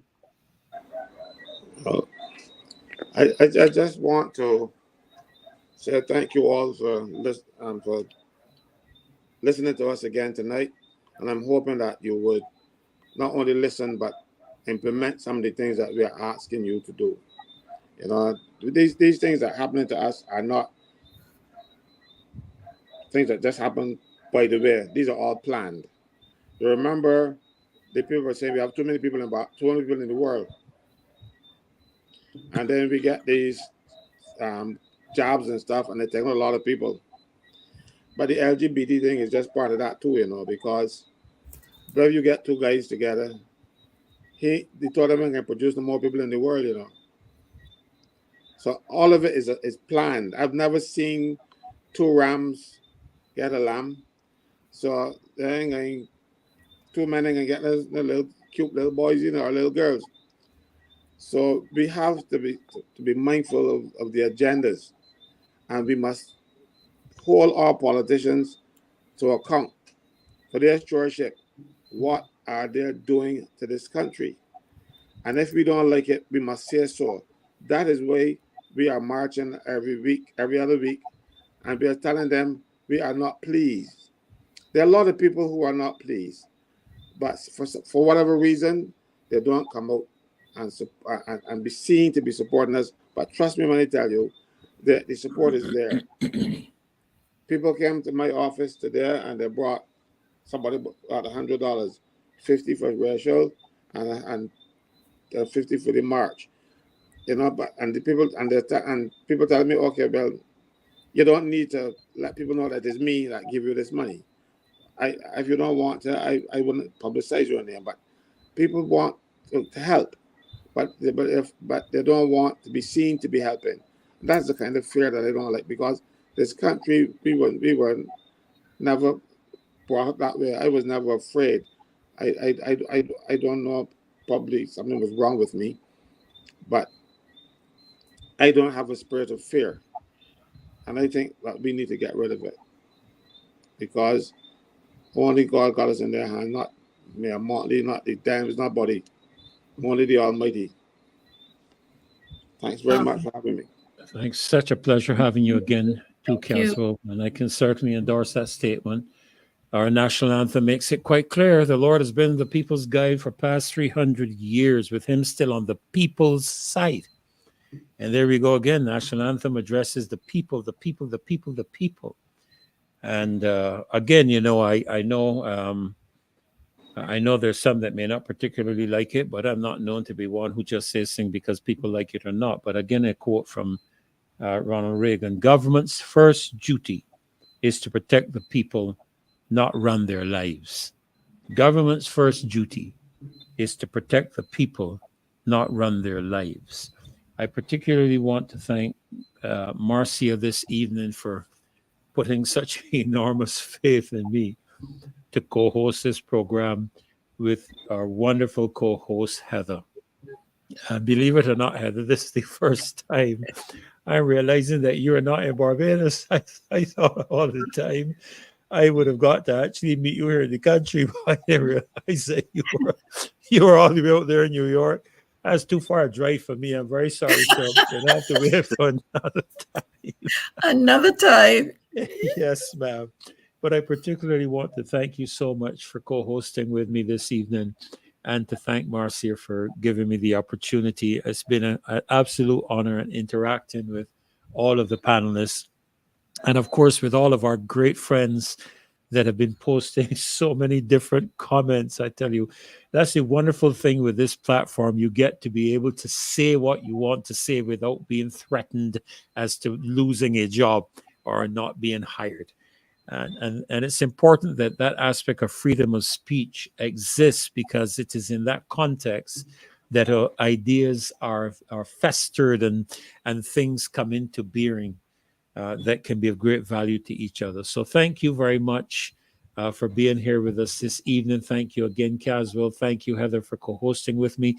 And before we leave, let me remind you again, the Opposition Speaks Roadside Parliament, Sunday, October the 8th at 5 o'clock, Westbourne Plaza, Baxter's Road. A whole gambit of great speakers will be there, and we look forward to seeing you. I was just trying to read the content that would be in the debt for nature swap, blue green bank, pension and NIS bill, lies and corruption, justice for workers, child protection bill, the Trident ID. It will be a non-partisan opposition, the one that the people of Barbados chose to put in office. So thank you so very much. God bless you all, and we wish you a great, great night. Over to you, Heather, for your closing words. What else can I say? Everybody thanked the audience, so I must thank you, the panel. As usual, it has been very educational, and we did learn a lot. Some things I did not know, and the query that we had tonight was on virtual cash and digital cash, and I ask people to do some homework to go and figure out exactly what they mean, and if which of them the Republic Bank is instituting. So you have some homework to do. So we went to school to learn, and we have homework. That is a good teaching program. But I Yes. also want to remind people of something that my mother always used to say. She used to say that God is very strange, that we have plans, we make plans, but he has his way of bringing what he wants into fruition. It's not about us, but what we can do is to pray and tell him what we need, and he will find a way to do even greater than what we had intended. So it is all up to us. But anyway, we also have a greater part to play. Instead of just praying, there is action that we need to do as well. And one of the things that we are doing fundamentally here in this program is bringing people and ideas together. We have people who have never met in life, and yet we have a forum that can bring them together for them to deliver their views on how Barbados can be changed. When before the government came to Miss Motley had a lot of promises of what she would deliver for Barbados. And this is how many years later, 5 years later, none of them have come to fruition. So we have a role to play to let people know that, hey, things were supposed to be going down that road, but they have not gone. They're going in the opposite direction. So I believe that this program is of fundamental use to the people in Barbados, and I want us to share it every time it comes on, that we will get more and more people so that they will see and hear that we are not a fringe group. We are actually people who have Barbados's greatest interests at heart, and we need to pursue that with all of our might. And that is it from me tonight. And I want to wish everyone a wonderful night and God blessings. Before you go, she just jumped up in my hand, so she probably wants to say something.